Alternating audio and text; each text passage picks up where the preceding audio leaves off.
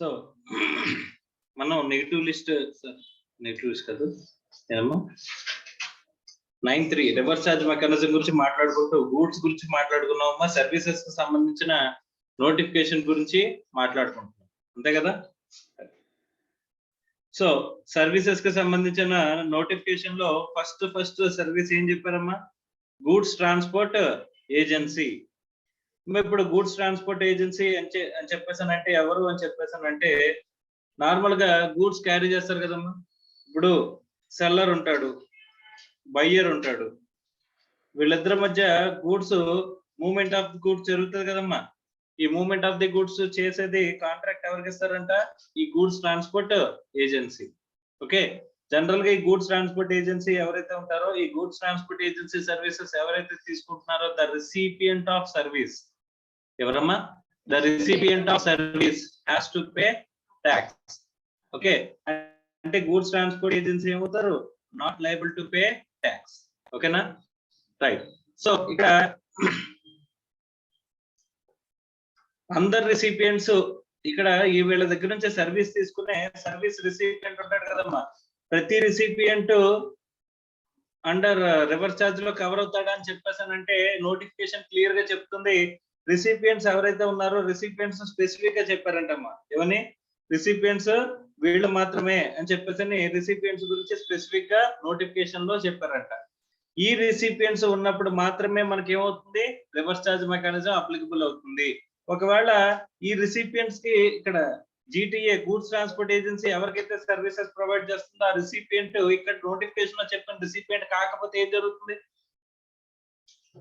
My service recipient covered under notification. ఏ notification? 13/2017. Okay, so not covered under notification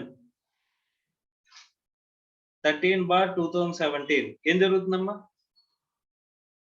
ఇక్కడ? If the recipient service recipient is covered under the notification అనుకుంటే కనుక అక్కడ ఏమవుతుంది? Reverse charge. ఏమవుతుంది? Reverse charge. ఒకవేళ notification లో recipient cover అవ్వలేదు అనుకో, అప్పుడు ఫార్వర్డ్ ఛార్జ్. ఫార్వర్డ్ ఛార్జ్ అంటే గూడ్స్ ట్రాన్స్పోర్ట్ ఏజెన్సీ ఎవరైతే ఉన్నారో గూడ్స్ ట్రాన్స్పోర్ట్ ఏజెన్సీ ఏం చేయాలంట? ట్యాక్స్ పే చేయాలి. అర్థం అవుతుందా? Is it clear or not? So ఇక్కడ గూడ్స్ ట్రాన్స్పోర్ట్ ఏజెన్సీ బేస్ చేసుకుని చూస్తే కనుక ఎవరి మీద ట్యాక్స్ అంటే ఎవరిని బేస్ చేసుకుని ఇక్కడ forward charge reverse charge bifurcate అవుతుంది, క్లారిటీ వస్తుంది. అంటే సర్వీస్ రిసిపియంట్, అంతేనమ్మా. గూడ్స్ ట్రాన్స్పోర్ట్ ఏజెన్సీ దగ్గరకు వచ్చేసరికి సర్వీస్ రిసిపియంట్ మీద మెయిన్ బేసిస్ అమ్మా. Service recipient covered under notification number 13/2017 అంటే రివర్స్ ఛార్జ్. నాట్ కవర్డ్ అనుకుంటే ఫార్వర్డ్ ఛార్జ్. ఫార్వర్డ్ ఛార్జ్ అంటే ఎవరు కట్టాలి? Goods transport agency tax collect చేసి పే చేయాలి. Is it clear or not? Yes or no? So goods transport agency గురించి complete అయిందమ్మా. Next so ఇంకా కొంచెం పాయింట్ చెప్తున్నాడు, ఒకసారి చూడండి. However, reverse charge mechanism shall not apply to services provided by goods transport agency by way of transport of goods in a goods carriage by road to ఎవరికంటమ్మా? Department or establishment of central government or state government or union territory, local authority, government agencies which was taken registration under CGST Act only for the purpose of deducting tax under the section 51 and not for making a taxable supply of goods or services. Right. Sir ఇక్కడ వీళ్ళకి గనక services గనక provide చేసినట్లయితే మా goods transport agency గనక వీళ్ళకి గనక services అనేవి ప్రొవైడ్ చేసినట్లయితే ఎవరికంట? Department or establishment of central government కానీ స్టేట్ గవర్నమెంట్ కానీ ఆర్ యూనియన్ టెరిటరీ కానీ లోకల్ అథారిటీ కానీ గవర్నమెంట్ ఏజెన్సీస్ కానీ వీళ్ళు ఏంటంటే రిజిస్ట్రేషన్ తీసుకుంటారమ్మా. వీళ్ళు కూడా ఈ రిజిస్ట్రేషన్ అనేది దేనికోసం అని చెప్పేసానంటే only for the purpose of TDS అంటారమ్మా. Only for the purpose of TDS. ఇక్కడ సెక్షన్ 51 అనేది ఎక్కడ అప్లికబుల్ అవుతుంది అంటే కనుక టీడీఎస్. సార్ టీడీఎస్ అంటే ఏంటి? Tax deducted at source. Okay sir, ఇక్కడ ట్యాక్స్ డిడక్టెడ్ అట్ సోర్స్ అంటే ఏంటి సార్? ఇక్కడ నార్మల్ గా ఇప్పుడు వీళ్ళ జిఎస్టి రేటు 12% అనుకోమ్మా. వీళ్ళ జిఎస్టి రేటు 12% అనుకో. ఇప్పుడు గూడ్స్ ట్రాన్స్పోర్ట్ ఏజెన్సీ ఏదైతే ఉందో గూడ్స్ ట్రాన్స్పోర్ట్ ఏజెన్సీ ఒక 100 రూపీస్ చార్జ్ చేస్తుంది అనుకోమ్మా. 100 రూపీస్ మీద ఎంత చార్జ్ చేయాలి? 12% రేట్ అనుకోండి. అంటే ఎంత? 12. అంటే 112 టోటల్ గా కలెక్ట్ చేయాలి. అంతేనా? Yes or no? Right. So ఇప్పుడు ఏం చేస్తారని చెప్పేసానంటే వీళ్ళకి గవర్నమెంట్ ఏజెన్సీ ఇక్కడ వీళ్ళు ఎవరైతే ఉన్నారో ఈ గవర్నమెంట్ ఏజెన్సీ కానీ ఈ లోకల్ అథారిటీ కానీ ఎవరైతే ఉన్నారో వీళ్ళు మొత్తం అమౌంట్ పే చేయరమ్మా. వీళ్ళు మొత్తం అమౌంట్ పే చేయరు. సో వీళ్ళు ఏం చేస్తారంటే కనుక 12 రూపీస్ ఉందా? ఈ 12 రూపీస్ లో ఏం చేస్తారు? 2% ఏం చేస్తారమ్మా? టీడీఎస్ కింద డిడక్ట్ చేస్తారు. ఈ 12% లో ఏం చేస్తారంట? 2% ని టీడీఎస్ కింద డిడక్ట్ చేస్తారంట. ఓకే, ఈ 2% should be calculated on the supplies. Okay, so మిగతా అమౌంట్ పే చేస్తారట. అంటే జిఎస్టీ లోనే కొంత అమౌంట్ టీడీఎస్ రూపంలో డిడక్ట్ చేసి ఎవరికి పే చేస్తారు? గవర్నమెంట్ కి పే చేస్తారు. ఈ టీడీఎస్ చేయడం కోసం సపరేట్ రిజిస్ట్రేషన్ అనేది తీసుకోవాలంట. ఇప్పటి వరకు మనం రిజిస్ట్రేషన్స్ లో ఎన్ని రకాల రిజిస్ట్రేషన్స్ చూసాము అని చెప్పేసానంటే ఇప్పటి వరకు జస్ట్ మాట్లాడుకున్నాం అంటే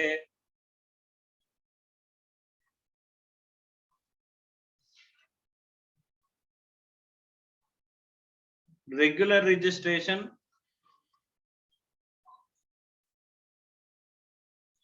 తర్వాత కాంపోజిట్ సప్లై.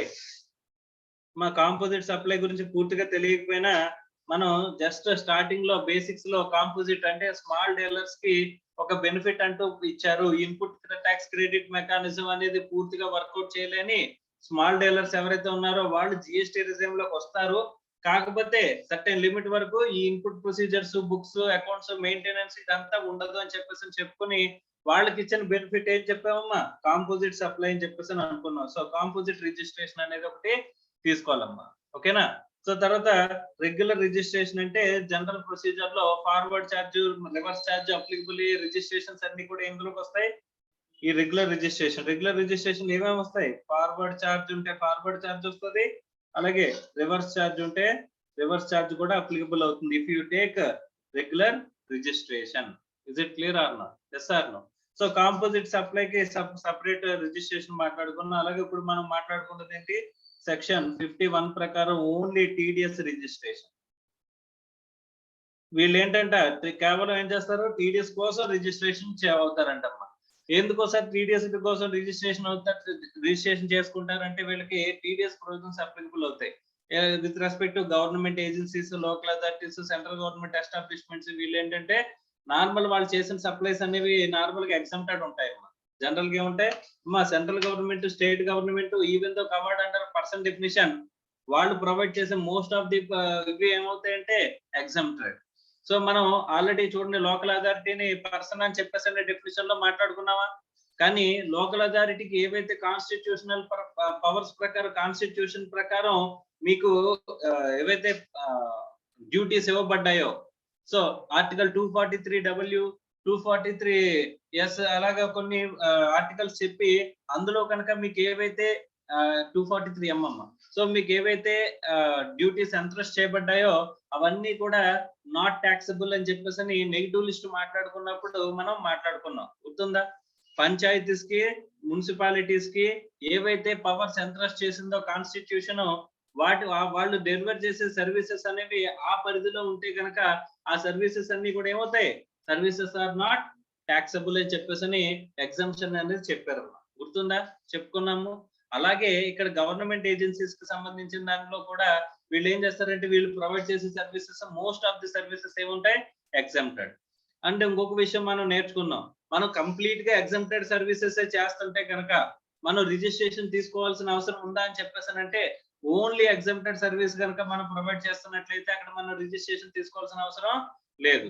ఓకే, కానీ మరి ఇప్పుడు గవర్నమెంట్ ఏజెన్సీస్, గవర్నమెంట్ ఏవైతే ఉన్నాయో అవి కంప్లీట్ గా ఎగ్జామ్టెడ్ సర్వీసే ప్రొవైడ్ చేస్తున్నాయి అనుకో, వాళ్ళు రిజిస్ట్రేషన్ తీసుకోవాలా? అవసరం లేదు. కానీ wherever section 51 TDS provisions will applicable, అప్పుడు ఏం చేస్తారంట?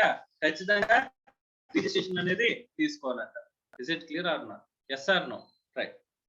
అండ్ ఇంకొకటి మనం టైప్ ఆఫ్ రిజిస్ట్రేషన్, ఇంకొక రిజిస్ట్రేషన్ గురించి మాట్లాడుకోవాలి. ఇక్కడ మనకి జాగ్రత్తగా చూస్తే గూడ్స్ ట్రాన్స్పోర్ట్ ఏజెన్సీ దగ్గర నుంచి ఎవరైతే సర్వీసెస్ రిసిపియన్స్ ఉన్నారో, సర్వీస్ రిసిపియన్స్ లో మిగతా వాళ్ళందరూ కూడా పార్ట్నర్షిప్ ఫర్మ్ అని, కంపెనీ అని, ఆర్ రిజిస్టర్డ్ పర్సన్ అని, కోఆపరేటివ్ సొసైటీ అని, ఇలా మనకి అందరు పర్సన్స్ గురించి ఇంచుమించు తెలుసమ్మా. కానీ లాస్ట్ లో ఒక పర్సన్ గురించి మాట్లాడాడు. ఎవరి గురించి అమ్మా? క్యాజువల్ టాక్సబుల్ పర్సన్ అని చెప్పేసి క్యాజువల్ టాక్సబుల్ పర్సన్ గురించి మాట్లాడాడు. సో వీళ్ళ గురించి మనకి తెలియదు. అమ్మా చూడండి ఒకసారి సర్వీస్ రిసిపియన్స్ లో అందరూ తెలుసా లేదో చూడండి అమ్మా. So any factory registered under the governed by factories act. Factories act ప్రకారం రిజిస్టర్ అయిన ఏదైనా ఫ్యాక్టరీ ఏమవుతుందమ్మా? సర్వీస్ రిసిపియంట్ అయితే రివర్స్ ఛార్జ్ అప్లికబుల్ అవుతుంది. తర్వాత society registered under the societies registration act అని అన్నాడు. సో అలాగే సొసైటీస్ అన్ని కవర్ అవుతున్నాయి. తర్వాత cooperative society established under any లా అని చెప్పేసి అన్నాడు. అంటే అక్కడ కవర్ అవుతున్నారమ్మా? కోఆపరేటివ్ సొసైటీస్ కవర్ అవుతున్నాయి. Any person registered under CGST, IGST, SGST, UT, GST act. అంటే రిజిస్టర్డ్ పర్సన్స్ అందరూ కూడా కవర్ అవుతున్నారు. అంటే ఇక్కడ రిజిస్టర్డ్ పర్సన్ కనుక goods transport agency services provide చేస్తుంది అంటే కనుక సర్వీస్ రిసిపియంట్ రిజిస్టర్డ్ పర్సన్ అయ్యి ఉంటే కనుక అక్కడ ఏమవుతుందంట? అక్కడ ఏమవుతుందమ్మా?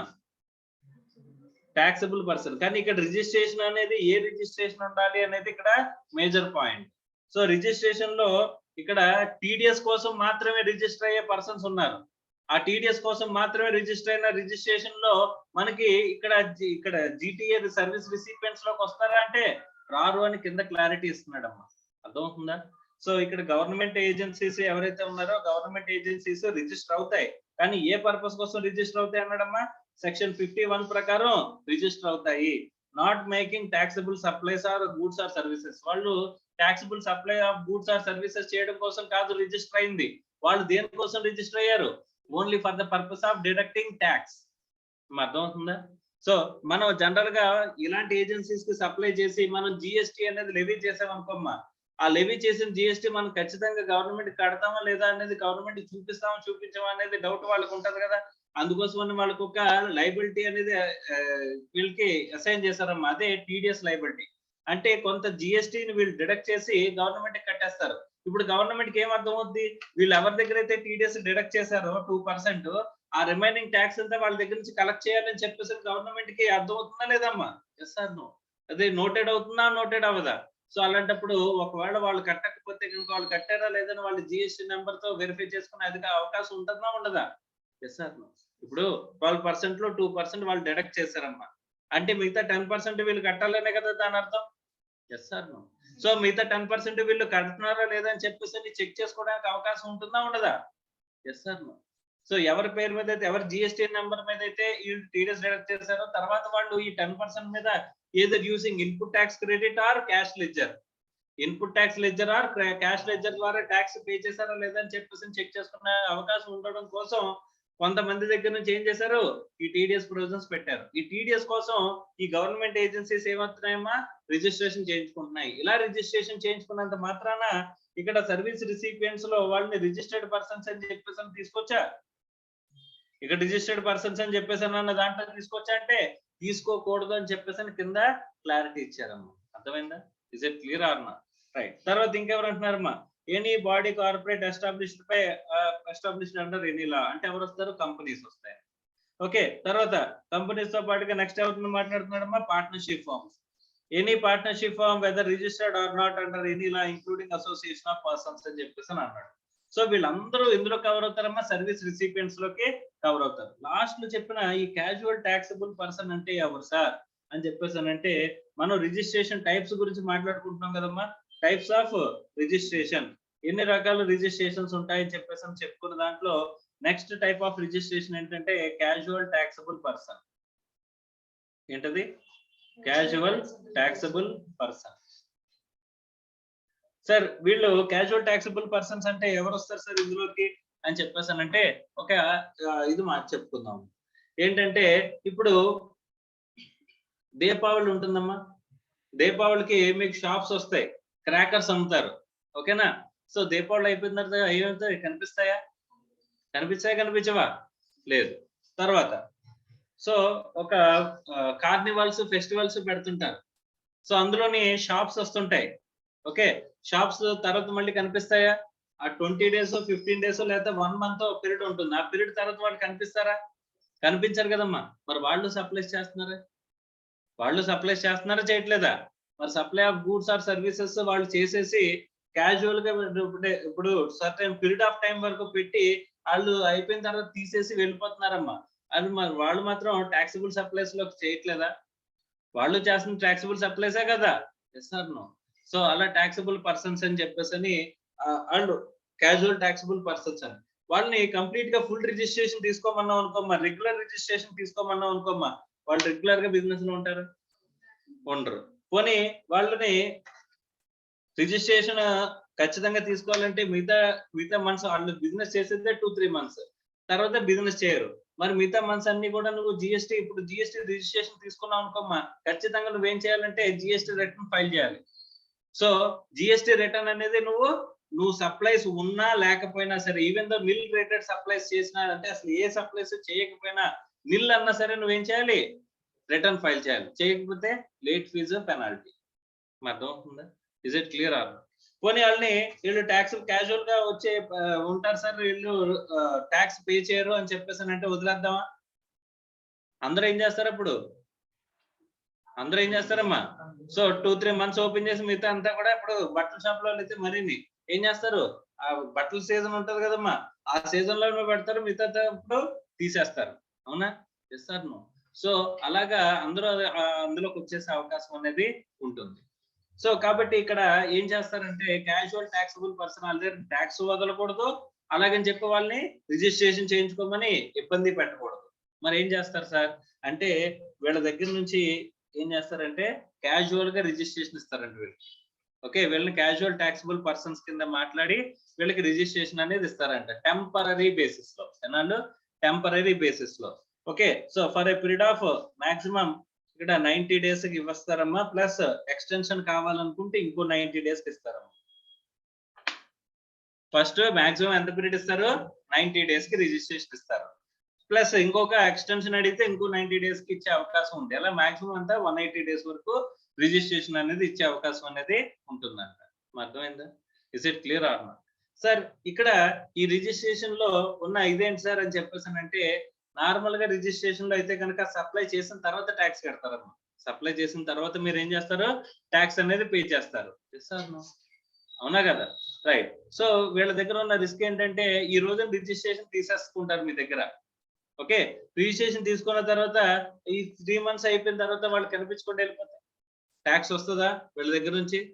ఇప్పుడు రెగ్యులర్ గా ఒక చోట ఎస్టాబ్లిష్ చేసి ఒక అడ్రస్ అంటూ పెట్టుకుని, ఒక ప్రూఫ్ అంటూ పెట్టుకుని, ఒక షాప్ పెట్టుకుని, ఒక డోర్ నెంబర్ పెట్టుకుని మనం బిజినెస్ చేస్తుంటే వాడు ఎక్కడికే వెళ్ళడు. ఒకవేళ వెళ్ళినా అక్కడికి వెళ్ళి మనం పట్టుకోవచ్చు అని చెప్పేసి అని ఉంటదమ్మా. వీళ్ళు ఎవరు? Casual taxable persons. అంటే సర్టెన్ పీరియడ్ ఉంటారు, తర్వాత వెళ్ళిపోతారు. అవునా కదా? In the protection of interest of the revenue అంటే గవర్నమెంట్ వీళ్ళు ఏం చేస్తారంటే అడ్వాన్స్ గా ట్యాక్సెస్ కలెక్ట్ చేస్తారమ్మా. వీళ్ళ దగ్గర నుంచి ఏం చేస్తారంట? అడ్వాన్స్ గా ట్యాక్సెస్ కలెక్ట్ చేస్తారు. whenever you want to take a casual taxable person registration, you have to advancely pay the tax. estimate sir ఎలా ట్యాక్స్ కడతాం సార్ మనం? ఇప్పుడు ముందుగానే ఎలా ట్యాక్స్ కట్టేస్తాం అని చెప్పేసి అంటే you have to estimate your sales. నువ్వేం చేయాలంట? ఈ పీరియడ్ లో నేను ఎంత సేల్ చేస్తాను, ఎంత సప్లైస్ చేస్తాను, సేల్ కాదు ఇది సప్లైస్, ఎంత సప్లైస్ చేస్తాను అని చెప్పేసి నేను ఎస్టిమేట్ చేసుకోవాలంట. ఎస్టిమేట్ చేసుకుని ఆ ఎస్టిమేటెడ్ వాల్యూ మీద నేను ఏం చేయాలి? నా జిఎస్టీ రేట్ ఏదైతే ఉంటుందో ఆ రేట్ అప్లై చేసేసి నేను ముందుగానే ట్యాక్స్ పే చేసేయాలి. అర్థం అవుతుందా? సో ఇప్పుడు కనుక వాడు ముందే ట్యాక్స్ పే చేస్తే గవర్నమెంట్ కి రెవెన్యూ వచ్చింది కదా, ఆ తర్వాత కనిపించకపోయిన పెద్ద విషయం లేదు కదా. ఎస్ సార్, ఎంతో కొంత ముందు కలెక్ట్ అయిపోయింది కదా. సో అందుకోసం చెప్పేసి అలాంటి వాళ్ళ దగ్గర నుంచి కాస్త అడ్వాన్స్ గానే ట్యాక్స్ కలెక్ట్ చేసేస్తారంట. అర్థమైందా? సో ఆ పీరియడ్ కి ఎస్టిమేషన్ ఇమ్మంటారు. ఎస్టిమేషన్ ఇస్తే దాని ప్రకారం ఏం చేస్తారు? ట్యాక్స్ ముందుగా కలెక్ట్ చేసుకున్న తర్వాతే రిజిస్ట్రేషన్ అనేది అలాట్ చేస్తారు. ఆ తర్వాత రిజిస్ట్రేషన్ తీసుకుంటాడు. ఆ సర్టెన్ పీరియడ్ 3 months అంతవరకు తీసుకున్నాడు అనుకో, అయిపోద్ది. ఆ 3 months తర్వాత ఏం చేస్తాడు? మళ్ళీ రిజిస్ట్రేషన్ క్లోజ్ అయిపోయినట్టే. ఓకే, వాడు ట్యాక్స్ పే చేస్తే అక్కడతో క్లోజ్. మళ్ళీ నెక్స్ట్ మంత్ నుంచి రిటర్న్స్ ఫైల్ చేయాల్సిన అవసరం ఉందా? Yes or no? ఉండదంట. సో రిజిస్ట్రేషన్స్ లో నెక్స్ట్ టైప్ ఆఫ్ రిజిస్ట్రేషన్ ఏంటమ్మా? Casual taxable person. ఈ గూడ్స్ ట్రాన్స్పోర్ట్ ఏజెన్సీ వాడు ఆ క్యాజువల్ టాక్సబుల్ పర్సన్ దగ్గరికి మనం సప్లై చేసిన వాడు సర్వీస్ రిసిపియంట్ గా ఉన్న ఎవరు ట్యాక్స్ కట్టాలంటమ్మా? క్యాజువల్ టాక్సబుల్ పర్సనే ట్యాక్స్ కట్టాలంట. అర్థం అవుతుందా? సో ఇక్కడ సింపుల్ గా whoever take the registration registration తీసుకుంటే కనుక అలాంటి రిజిస్ట్రేషన్ తీసుకున్న ఎవరికైనా సరే గూడ్స్ ట్రాన్స్పోర్ట్ ఏజెన్సీ వాడు సప్లైస్ చేసినట్లయితే ఏమవుతుంది, రిసిపియంట్ ఎవడైతే ఉన్నాడో recipient has to pay tax. మీకు అర్థమవుతుందా? Yes or no? Recipient, service recipient tax pay చేసేయాలి. క్లియర్ అన్నారు, రైట్. కానీ ఒకవేళ ఈ కేవలం టీడీఎస్ కోసం రిజిస్ట్రేషన్ ఉంటుందా ఉండదా? ఒకటి కేవలం టీడీఎస్ కోసం రిజిస్ట్రేషన్ ఉంటుందా ఉండదా? అలా టీడీఎస్ కోసం రిజిస్ట్రేషన్ ఎవరికైతే ఉంటుందో వాళ్ళకి సప్లై చేసినా సరే ఇక్కడ గూడ్స్ ట్రాన్స్పోర్ట్ ఏజెన్సీకి అనేది లయబిలిటీ ఉంటుంది. అర్థమవుతుందా? Is it clear? సో అలాంటి చోట మాత్రం సర్వీస్ రిసిపియంట్ ఎవరైతే ఉన్నారో ఆ సర్వీస్ రిసిపియంట్ ఏం చేయగలదు, ట్యాక్స్ పే చేయగలదు రివర్స్ ఛార్జ్ లో. అర్థమవుతుందా? Is it clear? రైట్. ఒక స్ట్రైట్ క్వశ్చన్ అడుగుతాను, చెప్పండి. గూడ్స్ ట్రాన్స్పోర్ట్ ఏజెన్సీ నాకు services provide చేసిందమ్మా.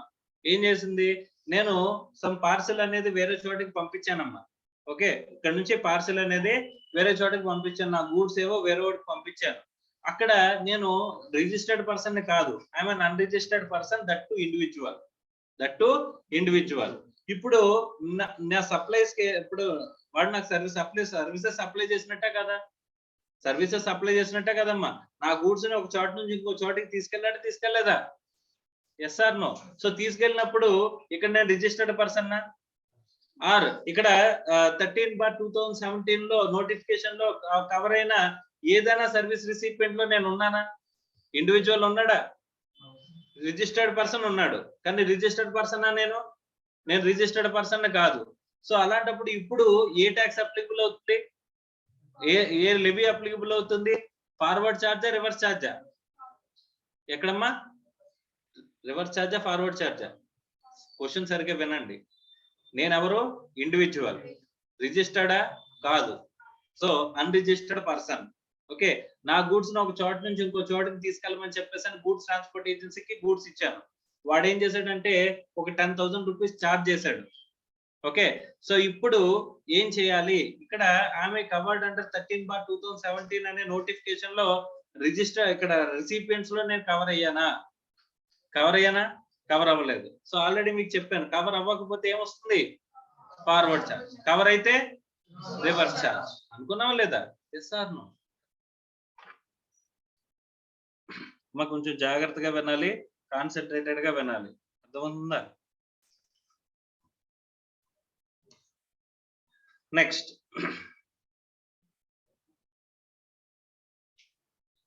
services provided by an individual advocate, including senior advocate or a firm of advocates by way of legal services directly or indirectly అని చెప్పేసి అంటున్నాడు. Okay, మా legal service means the service provided in relation to advice, consultancy, assistance in the branch of law in any manner and includes representational services before any court, tribunal or authority అని చెప్పేసి అంటున్నాడు. Okay,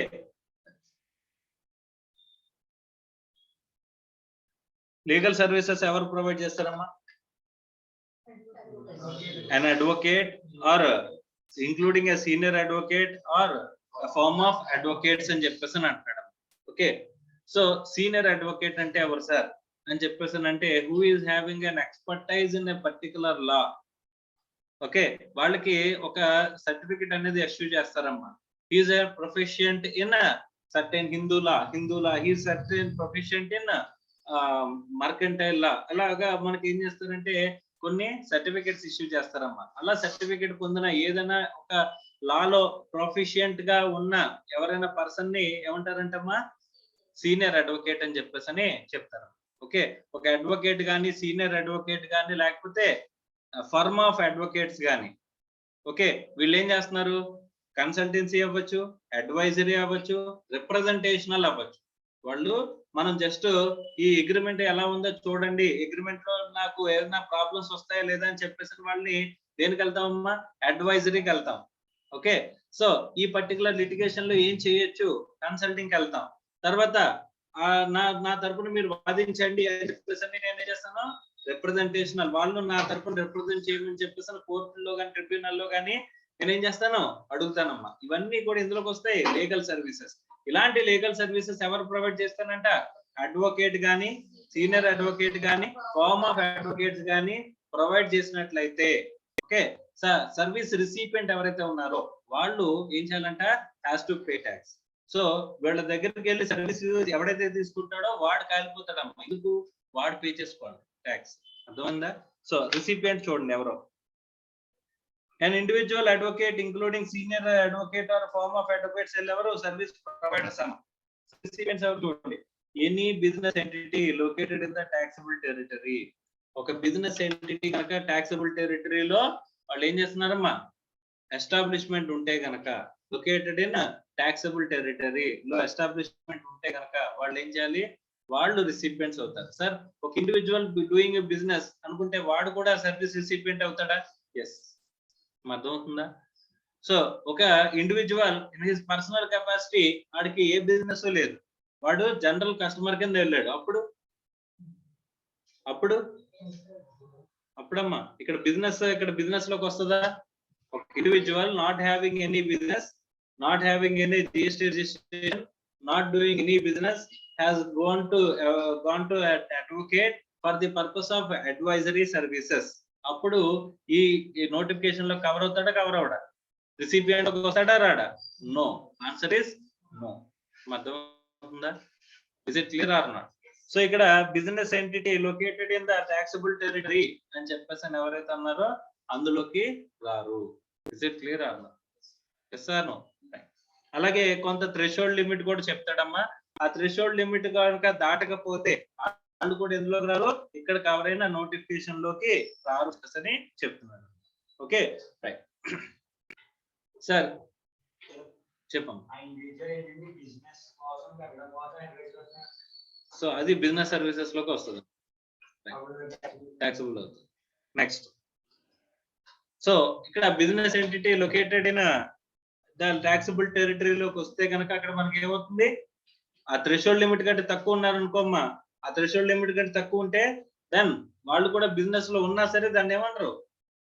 ఈ notification లోకి cover అవ్వడం.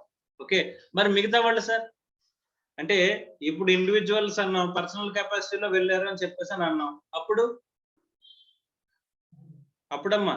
Legal services తీసుకుంటే కనుక అప్పుడు then also ఇక్కడ ఏమవుతుందంటే ఎగ్జంప్షన్ అనే చాప్టర్ లోకి వెళ్ళిన తర్వాత తెలుస్తుంది లాయర్ ప్రొవైడ్ చేసిన ప్రతి సర్వీస్ ఎందులో వస్తుందమ్మా? Exempted service. Okay so lawyer దగ్గరకు ఒక బిజినెస్ ఎంట్రీ వెళ్ళింది అనుకోమ్మా, లాయర్ ప్రొవైడ్ చేసే ప్రతి సర్వీస్ ఏమవుతుంది? Exempted service. కానీ ఇక్కడ ఒక బిజినెస్ ఎంటిటీ వెళ్ళి ఆ లీగల్ సర్వీసెస్ తీసుకుంటే కనుక who has to pay tax? The business entity is taxable. అర్థమైందమ్మా? సో నార్మల్ గా లీగల్ సర్వీసెస్ అన్ని ఏమవుతాయి? ఎగ్జంప్టెడ్. సార్ ఎందుకు సార్ ఎగ్జంప్ట్? ఒక చార్ట్ అకౌంటెన్సీ సర్వీస్ అనేది ఎందుకు ఎగ్జంప్ట్ లేదు, లీగల్ సర్వీస్ ఎందుకు ఎగ్జంప్టెడ్ అంటే అక్కడ చాలా సింపుల్ ఆన్సర్ చెప్తానమ్మా. సో ఎవ్రీ ఫైనాన్స్ మినిస్టర్, చాలా మటుకు majority of the finance ministers ఎవరంటే lawyers. Okay so majority of the finance ministers ఎవరు? లాయర్స్. అరుణ్ జైట్లీ లాయర్, తర్వాత మన చిదంబరం లాయర్, తర్వాత ప్రణబ్ ముఖర్జీ, తర్వాత ఇంతకు ముందున్న కొంతమంది చాలా మంది వాళ్ళందరూ కూడా ఇక్కడ లాయర్స్ అన్నమాట. సో లాయర్స్ కాబట్టి వాళ్ళ పక్షపాతంగా ఏం చేసుకున్నారు? సర్వీస్ ట్యాక్స్ లోనే అదే చూపించారు. సర్వీస్ ట్యాక్స్ అనేది ఉండేదమ్మా. దీనికి ముందు జిఎస్టీ ముందే ఉండేది, సర్వీస్ ట్యాక్స్ ఉండేది. ఆ సర్వీస్ ట్యాక్స్ లో కూడా సర్వీసెస్ లో లీగల్ సర్వీసెస్ అన్ని కూడా ఎగ్జంప్టెడ్. లీగల్ సర్వీసెస్ లో లాయర్స్ వచ్చేసి ప్రొవైడ్ చేసే సర్వీసెస్ అన్ని కూడా ఎగ్జంప్టెడ్ అన్నమాట. అదే దాన్ని ఏం చేస్తారు ఇక్కడ కంటిన్యూ చేస్తున్నారు అన్నమాట. ఏవైతే సర్వీసెస్ ప్రొవైడ్ చేస్తున్నారో సర్వీసెస్ అన్ని కూడా ఎగ్జంప్టెడ్. కానీ ఎవరైతే బిజినెస్ ఎంటిటీ ఈ సర్వీసెస్ తీసుకుంటుందో after crossing the threshold limit వాళ్ళందరూ ఏమవుతారంట? ట్యాక్సబుల్. రివర్స్ ఛార్జీలు ఏమవుతారమ్మా? ట్యాక్సబుల్ అవుతారు. ఇస్ ఇట్ క్లియర్ అమ్మా?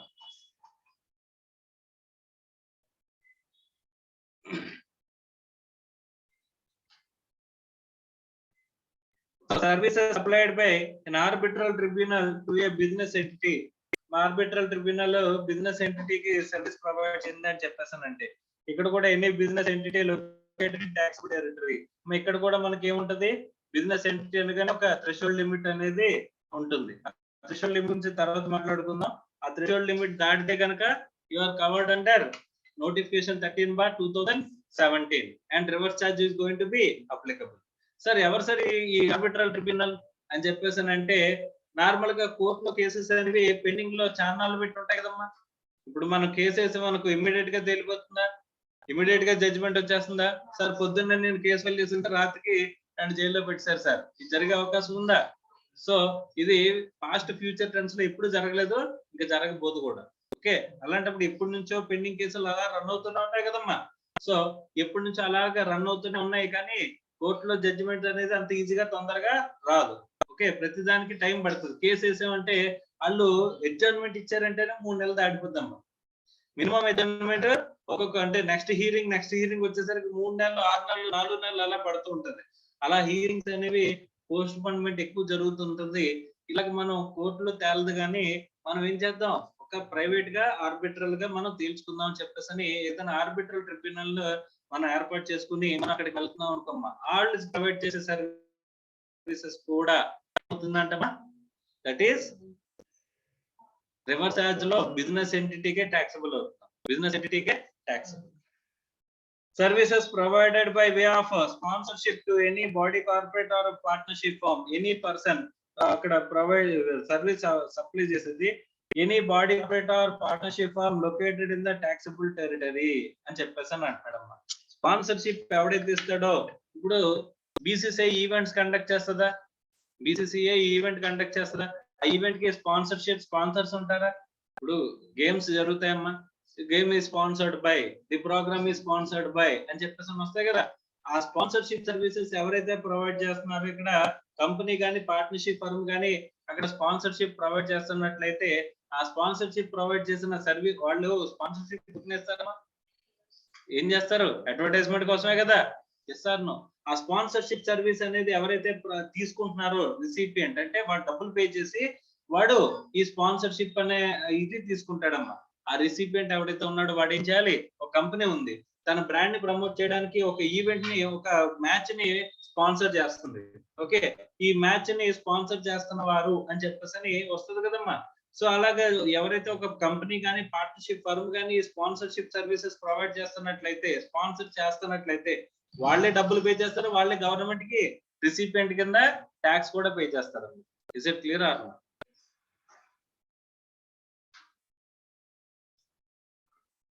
Next, services supplied by the central government, state government, union territory or local authority to a business entity, excluding renting of immovable property and services specified below. Okay, so ikkada services provide chestundi evaru? Central government, state government, union territory or local authority. Okay, ikkada తీసుకుంటుంది ఎవరమ్మా? Business entity located in the taxable territory.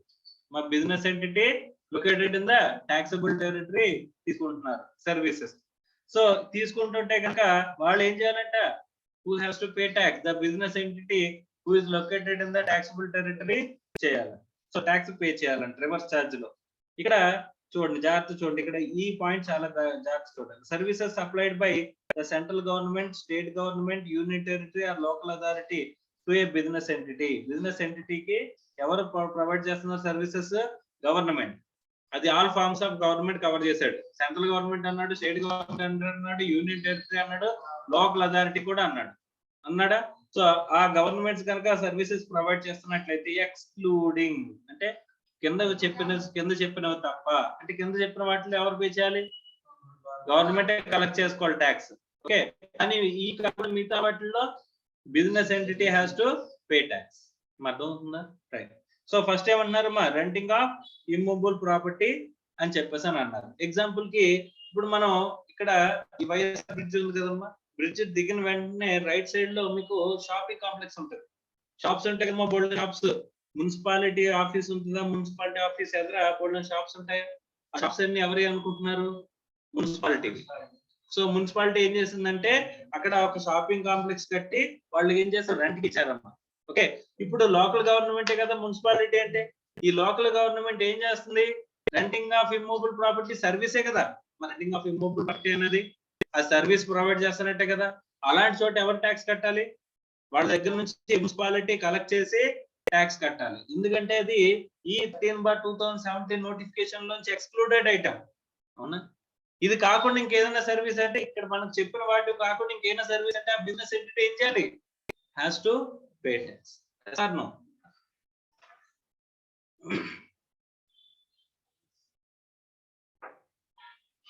తర్వాత service supplies below అని చెప్పేసి renting of immovable property తర్వాత services supplied below ఏంటి services by department of post by of speed post express parcel post life insurance and agency services provided to a person other than central government state government or union territory or local authority ఇక్కడ ఏమంటున్నాడమ్మా postal services అనేవి provide చేస్తున్నట్లయితే postal services కదమ్మా post by way of speed post express parcel post life insurance agency services కనుక provide చేస్తున్నట్లయితే ఎవరు collect చేయాలి the post office that is government agency has to collect and pay tax అంతేగాని ఎవరైతే service recipient ఉన్నాడో వాడు tax pay చేయాలా service recipient business entity అయినా సరే ట్యాక్స్ పే చేయాలా పే చేయాల్సిన అవసరం లేదు రిసిపియంట్ గా రివర్స్ చార్జ్ అప్లికబుల్ కాదు ఇక్కడ ఏం అప్లికబుల్ అవుతుంది ఈ కేసెస్ అప్లికబుల్ అవుతుందమ్మా ఫార్వర్డ్ చార్జ్ ఈ కేసెస్ అన్నిట్లో ఏం అప్లికబుల్ అవుతుంది ఫార్వర్డ్ చార్జ్ ఇవి కాకుండా మిగిలిన కేసెస్ లో రివర్స్ చార్జ్ తర్వాత ఇంకేమంటున్నాడు చూడండి services in relation to an aircraft or vessel inside or outside the precincts of a port or an airport అని చెప్పేసి అంటున్నాడు ఏవైతే services in relation to an aircraft or vessel inside the outside the precincts of the port or an airport okay so airport లో maximum ఎవరి control లో ఉంటాయమ్మా government control ఉంటాయి తర్వాత ఈ పోర్ట్లు కూడా ఎవరి కంట్రోల్ లో ఉంటాయి గవర్నమెంట్ కంట్రోల్ ఉంటాయి సో పోర్ట్ లో గానీ ఆ ఎయిర్పోర్ట్ లో గానీ within the airport or outside the airport ఏవైతే మీరు సర్వీసెస్ గవర్నమెంట్ ప్రొవైడ్ చేస్తుందో అక్కడ ఇక్కడ ఫ్లెక్సెస్ పెట్టుకోవడానికి లేకపోతే అడ్వర్టైజ్మెంట్ హోర్డింగ్స్ పెట్టుకోవడానికి ప్రిన్సెస్ స్పేస్ ని ఏం చేస్తారమ్మా రెంట్కి ఇస్తారమ్మా ఆ రెంట్కి ఇచ్చారంటే ఎవరు ఇస్తారు గవర్నమెంట్ ఇస్తుంది అలా ఇస్తుందంటే కనుక ఏం చేస్తారమ్మా that service is going to B taxable కానీ అక్కడ ఎలా ట్యాక్స్ పడుతుంది ఫార్వర్డ్ ఛార్జ్ లో పడుతుంది అర్థమవుతుందా సో అక్కడ బిజినెస్ ఎంటిటీ తీసుకున్న సర్వీస్ రిసిపియంట్ గా ఉన్నా సరే అక్కడ ఏముండదు రివర్స్ ఛార్జ్ అనేది ఉండదు is it clear are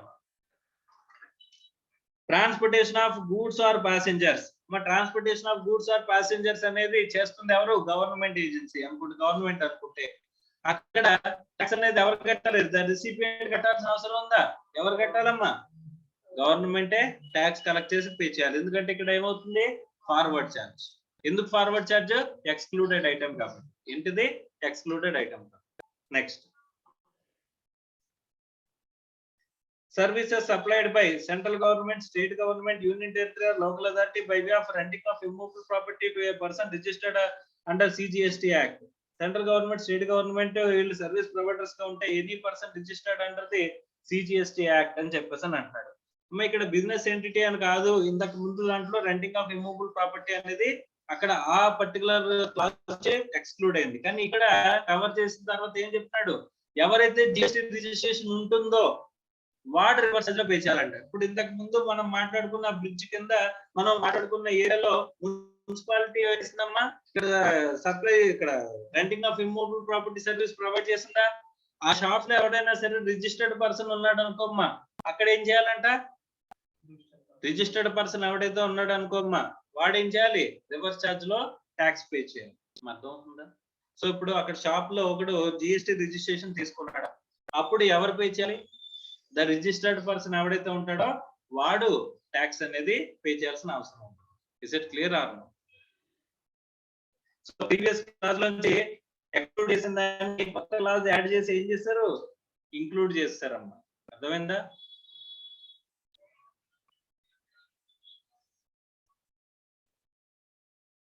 services supplied by a person by way of transfer of development rights TDR or floor space index so including the additional FSI for construction of a project by a promoter అని చెప్పేసాను అంటున్నాడు so any person the promoter అని చెప్పేసాను అంటున్నాడు services supplied by a person by way of transfer of development rights TDRs అని చెప్పేసాను అంటారు ఇప్పుడు TDRs అంటే ఏంటో ఒకసారి మనం నేర్చుకుందాం గవర్నమెంట్ మనకి ఏం చేస్తుందంటేనమ్మా మాక్సిమం అవుట్ ఫ్లోస్ తగ్గించుకోవాలని చూస్తుందా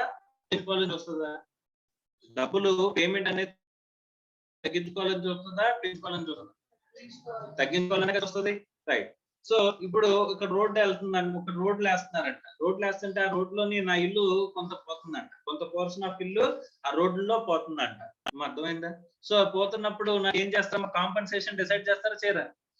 ఆ కాంపన్సేషన్ పే చేసుకుంటే అందరికి ఇలా కాంపన్సేషన్ పే చేసుకుంటే వెళ్తున్నారు అనుకోమ్మా, ఏమవుతుంది గవర్నమెంట్ కి బడ్డేనా కదా సార్. సో బడ్డెన్ అయినప్పుడు గవర్నమెంట్ ఏం చేస్తుందంట, ఇక్కడ మీకు బడ్డెన్ తగ్గించుకోవడం కోసం they will give you TDRs. ఏమని ఇస్తారమ్మా? టీడీఆర్స్ ఇస్తారంట. సార్ ఈ టీడీఆర్స్ ఏం చేసుకోవాలి సార్ అని చెప్పేసానంటే, it is an asset to you, it is an asset to you.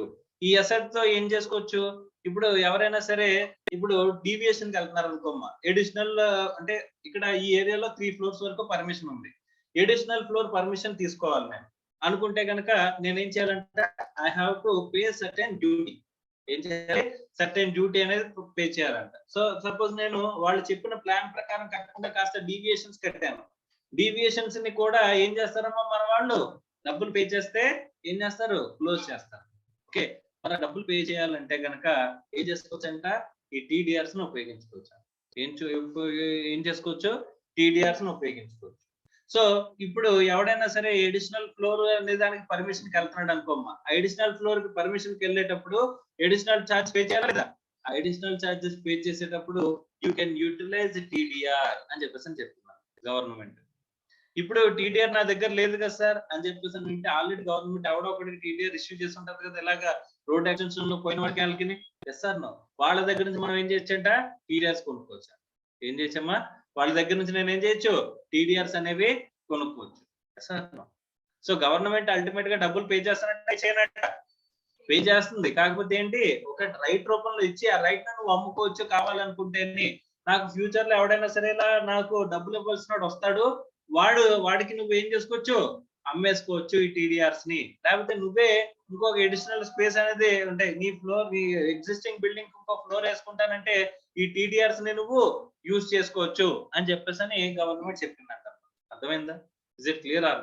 ఇప్పుడు ఆ టీడీఆర్స్ ని అమ్మేసుకున్నాడు అనుకోమ్మా, అవతలోడికి ఏంటి డబ్బులు వస్తాయి లేదా, ఇప్పుడు అమ్ముకున్నవాడికి డబ్బులు వస్తాయి లేదా, అంటే గవర్నమెంట్ కాంపన్సేషన్ పే చేయకపోయినా ఈ టీడీఆర్స్ ద్వారా మనకి ఏమొస్తాయి, మనీ అనేది రికవర్ అవుతుందా అవ్వట్లేదా? Sir no, clear or not? So ఇక్కడ services provided by way of person by way of transfer of development rights or floor space index.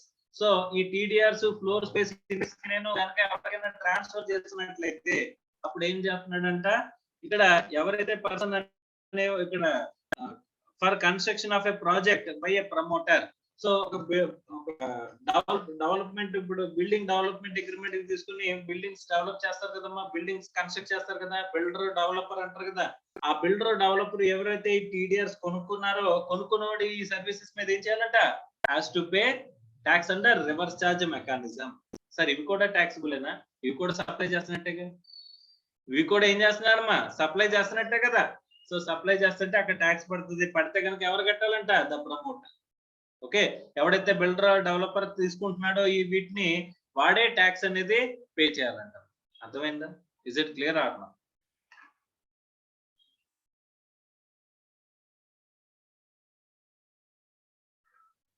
Next, long-term lease of land 30 years or more by way of a consideration in the form of upfront amount called as premium, salami, cost price, development charges, or by way of any other name, and or periodic rent for a construction of a project by a promoter అని చెప్పేసి అంటున్నాడు.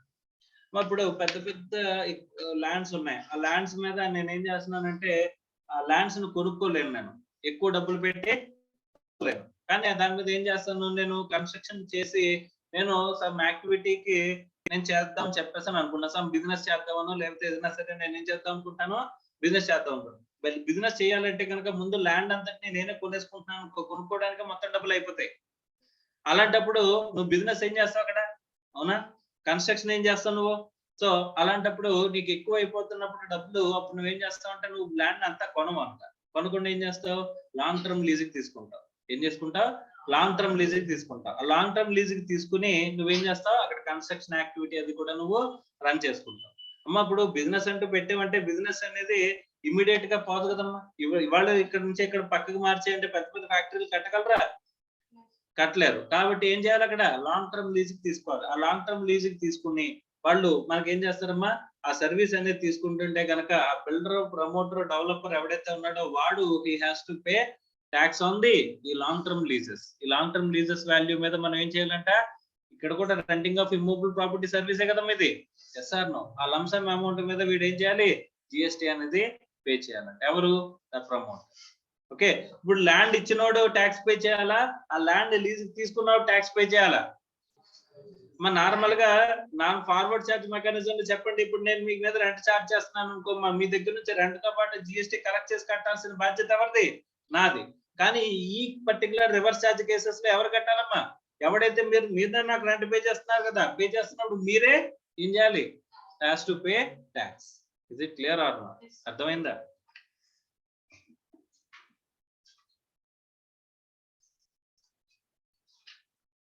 Services supplied by director of a company, body corporate, to the said company or body corporate అని చెప్పేసి అని అంటాడు. Right అమ్మ, ఇవన్నీ కూడా మనం గుర్తు పెట్టుకోవాలా లేకపోతే ఆప్షనల్ గా వదిలేయాలా? ఖచ్చితంగా గుర్తు పెట్టుకోవాలి. ఎందుకంటే ఎక్కడెక్కడైతే రివర్స్ చార్జ్ అప్లికబుల్ అవుతుందో అది స్పెసిఫిక్ గా గుర్తు పెట్టుకోవాలి. ఇవి కాకుండా మిగిలిన కేసెస్ అన్ని కూడా ఏమవుతాయి, ఫార్వర్డ్ చార్జ్. అమ్మ, ఎక్కడైతే మనకి రివర్స్ చార్జ్ అప్లికబుల్ అవుతుందో అది గుర్తు పెట్టుకోవాలి. ఎక్కడైతే నెగిటివ్ లిస్ట్ వస్తుందో అది గుర్తు పెట్టుకోవాలి. ఎక్కడైతే ఎగ్జామ్స్ వస్తున్నాయో అవి గుర్తు పెట్టుకోవాలి. ఇవన్నీ కానివన్నీ ఏమవుతాయి, ఫార్వర్డ్ చార్జ్ లో టాక్సిబుల్ అవుతాయి అని చెప్పేసి మనం స్పెసిఫిక్ గా చెప్పచ్చు. అర్థమైందా? ఇవన్నీ కూడా ఏంటి, ఎక్సెప్షనల్ కేసెస్. ఎక్సెప్షనల్ కేసెస్ అన్ని కూడా మనం జాగ్రత్తగా గుర్తు పెట్టుకోండి. అంటే ప్రతి ఫార్వర్డ్ ఛార్జ్ గుర్తు పెట్టుకోలేం కదమ్మా. ప్రతి చోట టాక్సిబుల్ అవుతుందా లేదా అని చెప్పేసి అంటే ప్రతి ఫార్వర్డ్ ఛార్జ్ ని రాసుకుంటే వెళ్తే ఎక్కడికో పోతాం లిస్ట్. మరి అలాంటప్పుడు ఏం చేయొచ్చు, ఎక్కడెక్కడైతే టాక్సిబుల్ కాదో exempted or negative list or notification ద్వారా ఇచ్చినవి, తర్వాత ఇంకేం చెప్పొచ్చు, ఇలా రివర్స్ ఛార్జ్ అప్లికబుల్ అయ్యేవి. కానివి అన్ని చోట్ల ఏమవుతుంది, ఫార్వర్డ్ ఛార్జ్ అనేది అప్లికబుల్ అవుతుంది అని చెప్పేసి మనం గుర్తు పెట్టుకోవచ్చా లేదా? Yes or no? అందుకోసం చెప్పేసి రివర్స్ ఛార్జ్ లో చెప్పిన ప్రతి నోటిఫికేషన్ లో చెప్పిన ప్రతి క్లాస్ ని మనం గుర్తు పెట్టుకుని తీరాలి. Is it clear or no? Yes or no? అమ్మా, ఒక డైరెక్ట్ కంపెనీలో డైరెక్టర్ ఉన్నాడంట. ఆ డైరెక్టర్ కంపెనీకి ఏం ప్రొవైడ్ చేస్తాడు, సర్వీసెస్ ప్రొవైడ్ చేస్తాడు. ప్రొవైడ్ చేస్తే కనుక అక్కడ ఏమవుతుందంట, రివర్స్ ఛార్జ్ అప్లికబుల్ అవుతుంది. సర్వీస్ ప్రొవైడ్ చేసేది ఎవడు, డైరెక్టర్. సర్వీస్ రిసిపియంట్ ఎవరు, కంపెనీ. అలాంటప్పుడు ఎవరు ట్యాక్స్ పే చేయాలంట, కంపెనీ. అర్థం అవుతుందా? ఒక చిన్న క్వశ్చన్ అడుగుతాను. Mister A is a managing director, MD or full-time director.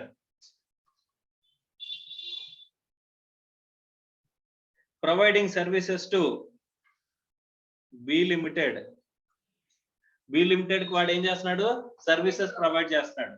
ఎలాగా, యాజ్ ఏ MD ఆర్ full-time director. అర్థం అవుతుందా?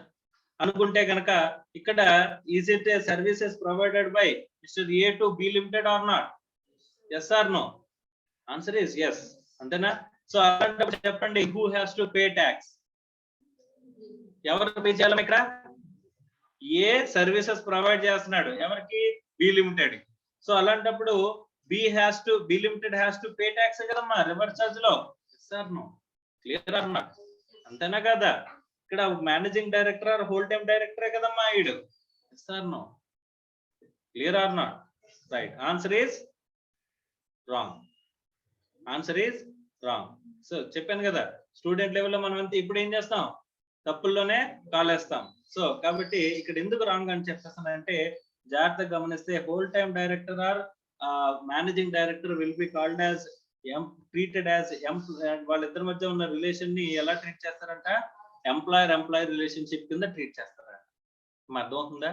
So managing director or whole time director will be considered as employee to the company. కంపెనీకి ఏమవుతాడు వీడు, employee. వీళ్ళిద్దరి మధ్య ఉన్న రిలేషన్ ఏమంటాం, ఎంప్లాయీ రిలేషన్షిప్ అంటాం. అర్థమైందా? ఇప్పుడు చెప్పండి, who has to pay tax? అసలు ఇది ట్యాక్సిబిలిటీలోకి వస్తుందా? ఎందుకు రాదు? నెగిటివ్ లిస్ట్ లో ఎంప్లాయీ రిలేషన్షిప్ వచ్చిందా రాలేదా? Yes or no? ఇప్పుడు చెప్పండి, ఏ బి లిమిటెడ్ ప్రొవైడ్ చేసిన services as a whole time director or managing director is taxable or not? No. అన్నప్పుడు రివర్స్ చార్జ్ అప్లికబుల్ అవుతుంది అసలు? అక్కడ నెగిటివ్ లిస్టే ఉన్నప్పుడు అసలు ట్యాక్సబుల్లే కాదన్నప్పుడు రివర్స్ చార్జ్ అప్లికబుల్ అవుతుందా? లేదు. Is it clear or not? So వీళ్ళు ఈ managing director or whole time director కాకుండా నార్మల్ డైరెక్టర్స్ ఉంటారు కదమ్మా. మరి నార్మల్ డైరెక్టర్స్ ఎవరు? నార్మల్ డైరెక్టర్ ఏ అనేవాడు నార్మల్ డైరెక్టర్ అంట. ఇప్పుడు బి లిమిటెడ్ కి వీడి సర్వీసెస్ ప్రొవైడ్ చేశాడంటే యాజ్ ఎ డైరెక్టర్ గా. ఓకే, సో వాడేంటమ్మా ఇప్పుడు ఏమవుతుంది? రివర్స్ చార్జ్ అనేది అప్లికబుల్ అవుతుంది. Is it clear or not? Yes or no? Right. So ఈ నార్మల్ డైరెక్టర్ ఎవరైతే ఉన్నారో వీళ్ళు జనరల్ గా డైరెక్టర్స్ సిట్టింగ్ ఫీజ్ అని ఉంటదమ్మా. ఏముంటది? డైరెక్టర్స్ సిట్టింగ్ ఫీ అంటే ఈచ్ బోర్డు మీటింగ్ కి అమ్మా నార్మల్ గా మీకు కంపెనీస్ యాక్ట్ లో వస్తుందమ్మా. కంపెనీస్ యాక్ట్ లో ఏంటంటే సంవత్సరానికి మినిమం 4 బోర్డు మీటింగ్స్ జరగాలి. 4 బోర్డు మీటింగ్స్ జరగాలి. ఆ ప్రతి బోర్డు మీటింగ్ కి డైరెక్టర్స్ వస్తారమ్మా. వచ్చినందుకు వాళ్ళకి ఏం చేయాలంట? డైరెక్టర్ సిట్టింగ్ ఫీజ్ అనేది పే చేయాలంట. ఆ డైరెక్టర్ సిట్టింగ్ ఫీజ్ అనేది ఏదైతే పే చేస్తున్నామో ఆ డైరెక్టర్ కంపెనీకి ప్రొవైడ్ చేసిన ప్రొఫెషనల్ సర్వీసెస్ తీసుకుంటారు. ఎలా తీసుకుంటారు? ప్రొఫెషనల్ సర్వీసెస్ కింద తీసుకుంటారు. అలా ప్రొఫెషనల్ సర్వీసెస్ కింద తీసుకుంటే కనుక అదేమవుతుంది? సప్లై ఆఫ్ సర్వీసెస్ లోకి వస్తుంది. అలా సప్లై ఆఫ్ సర్వీసెస్ లోకి వస్తే ఏం చేస్తుందమ్మా? That is liable for the GST. Yes or no? కానీ జిఎస్టీ ఎవరు పే చేయాలి? డైరెక్టర్ అనేవాడు కంపెనీకి డైరెక్టర్ సిట్టింగ్ ఫీజ్ కంపెనీ దగ్గర నుంచి డైరెక్టర్ సిట్టింగ్ ఫీజ్ తీసుకుంటే వాడు ఎలా యాక్ట్ చేస్తున్నాడంటే is acting like a professional director. అర్థమైందా? ప్రొఫెషనల్ డైరెక్టర్ అన్నవాడు ఏం చేస్తాడు? సప్లై ఆఫ్ సర్వీసెస్ చేస్తాడు. ఆ సప్లై ఆఫ్ సర్వీసెస్ చేస్తున్నప్పుడు ట్యాక్సిబుల్ అవుతాడా లేదంటే yes he is definitely absolutely taxable. why? because he is supplying services. మరి అలాంటప్పుడు వాట్ ట్యాక్స్ పే చేయాలా అంటే వాట్ ట్యాక్స్ పే చేస్తే ఫార్వర్డ్ మెకానిజం, మరి కంపెనీ పే చేస్తే సో కంపెనీ పే చేయాల్సిన ఆబ్లిగేషన్ ఉందా? ఎస్, అకార్డింగ్ టు సెక్షన్ మనకి నోటిఫికేషన్ 13/2017 లో మనకి ఏముందమ్మా? there is a specifically mentioned that director has to pay ఏంటంట? డైరెక్టర్ పే చేయాలా? Company has to pay tax. అర్థమవుతుందా? రివర్స్ చార్జ్ మెకానిజం లో కంపెనీ పే చేయాలా లేదా? Yes or no? మన నోట్లోంచి కావాలని తప్పులు తెప్పిస్తుంటాను. వచ్చినా సరే మీరు ఏం చేయాలి? వెంటనే కరెక్ట్ చేయాలి. అర్థమైందా? సో దాన్ని బట్టి మీరు సరిగ్గా వింటున్నారా లేదా అనేది అర్థమవుతుంటదమ్మా. నాకు అటెంటివ్ గా వినండి దయచేసి. తర్వాత services applied by an insurance agent. Insurance agent ఉన్నాడంట to any person carrying on insurance business. ఇప్పుడు ఎల్ఐసి ఉంది, లైఫ్ ఇన్సూరెన్స్ కార్పొరేషన్. నేను ఎల్ఐసి ఏజెంట్ గా వర్క్ చేస్తున్నాను అనుకోమ్మా. ఏజెంట్ గా నా పని ఏంటి అంటే ఎవరెవరైతే కస్టమర్స్ ఉంటారో వాళ్ళ ఎల్ఐసి కస్టమర్స్ ఉంటారో వాళ్ళ దగ్గరికి వెళ్ళడం, పాలసీ గురించి ఎక్స్ప్లెయిన్ చేయడం, వాళ్ళని పాలసీలోకి ఎంటర్ అయ్యేలా చేయడం. అంతేనా? కంపెనీ ఎల్ఐసితో పాలసీలోకి ఎంటర్ అయ్యేలా చేయడం, అలా ప్రీమియం పే చేయడం, ఆల్రెడీ రెన్యువల్ ప్రీమియమ్స్ అవి కూడా మీ దగ్గర కలెక్ట్ చేసి ఎల్ఐసికి పే చేయడం. ఇవన్నీ కూడా ఏంటి? Duties of the agent. So LIC పాలసీని మీకు డిస్క్రైబ్ చేసి చెప్పాల్సిన బాధ్యత అంతా కూడా ఎవరిదమ్మా? LIC agent. ఓకే, సో ఈ ఎల్ఐసి ఏజెంట్ ఎవరికి సర్వీసెస్ ప్రొవైడ్ చేస్తున్నాడు? కస్టమర్ గా, ఎల్ఐసికా? ఎల్ఐసి ఏజెంట్ ఎల్ఐసికి సర్వీసెస్ ప్రొవైడ్ చేస్తున్నట్ట, ఎల్ఐసి కస్టమర్ సర్వీస్ ప్రొవైడ్ చేస్తున్నట్ట? ఎల్ఐసికా అమ్మా? ఇద్దరికి చేస్తున్నాడు కదా? Yes or no? రైట్. కానీ ఇక్కడ మనం తీసుకోవాల్సింది ఎలాగంటే ఎల్ఐసికే ప్రొవైడ్ చేస్తున్నాడు అంటే ఎల్ఐసి కస్టమర్ దగ్గరికి వెళ్ళి చేస్తున్నాం. Yes or no? So that is the duty of the LIC that to be perform by through in agent. Agent ద్వారా పెర్ఫార్మ్ చేయించుకుంటుందంట. ఓకేనా? సో ఇక్కడ ఈ ఎల్ఐసి ఏజెంట్ ఎల్ఐసికి ప్రొవైడ్ చేస్తున్నట్టు. ఓకేనా? సర్వీస్ అనేది. సో అలాంటప్పుడు ఇక్కడ ఎవరు పే చేయాలమ్మా? నార్మల్ గా అయితే కనుక ఎల్ఐసి కమిషన్ ఎవరు ఇస్తారు? ఎల్ఐసి ఇస్తుంది. కమిషన్ ఇస్తే ఆ కమిషన్ మీద ఎవరు పే చేయాలి? జిఎస్టి. ఏజెంట్ అనేవాడు ఆ జిఎస్టి సర్వీసెస్ మీద ఇప్పుడు నేను ఇన్ని పాలసీస్ చేశాను నాకు ఇంత కమిషన్ వస్తుంది అని చెప్పేసి అని చూసి ఆ కమిషన్ కి ఇన్వాయిస్ రేస్ చేయాలంట. ఆ కమిషన్ కి ఏం చేయాలమ్మా? ఇన్వాయిస్ రేస్ చేయాలంట. ఇన్వాయిస్ రేస్ చేసి ఏం చేయాలి?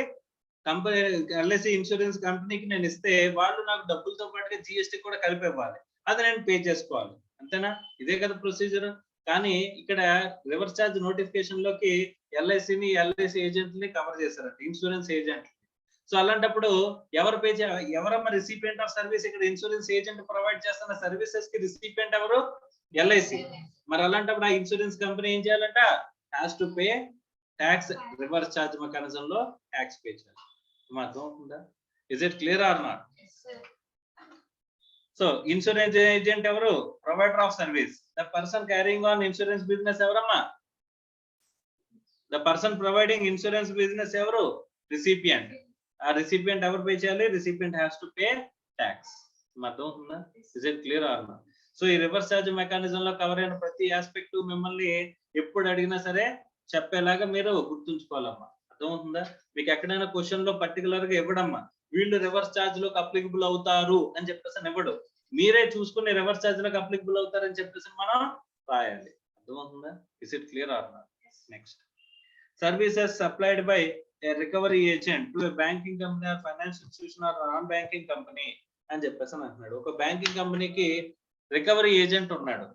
ఓకే, మరి రికవరీ ఏజెంట్ ఎంప్లాయీ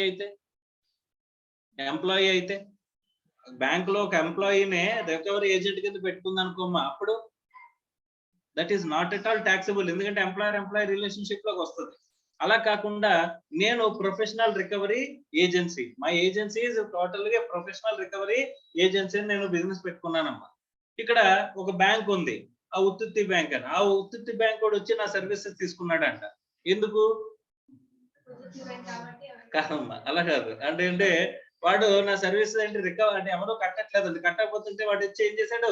సార్ మీరు నా తరపున ఏం చేయాలి? రికవరీ చేయండి అని చెప్పేసి అని అడిగాడంట. ఓకే, నేను రికవరీ చేస్తాను, కానీ నీకు ₹1,00,000 రికవరీ చేశాను అనుకో, నాకు ఎంత ఇస్తావు అని అడిగాను. వాడు నీదేం కష్టం ఉంచుకోను, ₹1000 ఇచ్చేస్తాను అన్నాడు. సో మనం ఏమడిగామమ్మా? 10,000 అడిగాం. అడగమా? ₹1,00,000 కలెక్ట్ చేస్తే 10,000 అడిగాం. ఓకే, బ్యాంక్ కోడ్కి అసలు అది కూడా రావట్లేదు అని చెప్పేసి ఒప్పుకున్నాడంట. ఓకే, సో మనం రికవరీ మొదలెట్టి రికవరీ చేస్తున్నాం. మనకి ఇస్తున్న కమిషన్ ఎంత రికవరీకి? 10,000 ఫర్ 1,00,000 కలెక్షన్. ఓకేనా? మరి ఈ ఛార్జ్ మీద ఎవరు ట్యాక్స్ కట్టాలి? నార్మల్ గా నేను సర్వీస్ ప్రొవైడ్ చేస్తున్నాను, ఎవరు? బ్యాంక్ సర్వీస్ రిసిపియంట్, అవునా? సో అలాంటప్పుడు ఎవరు ట్యాక్స్ కట్టాలంటమ్మా? Bank has to pay. Why? Because it is covered under reverse charge. Is it clear or not?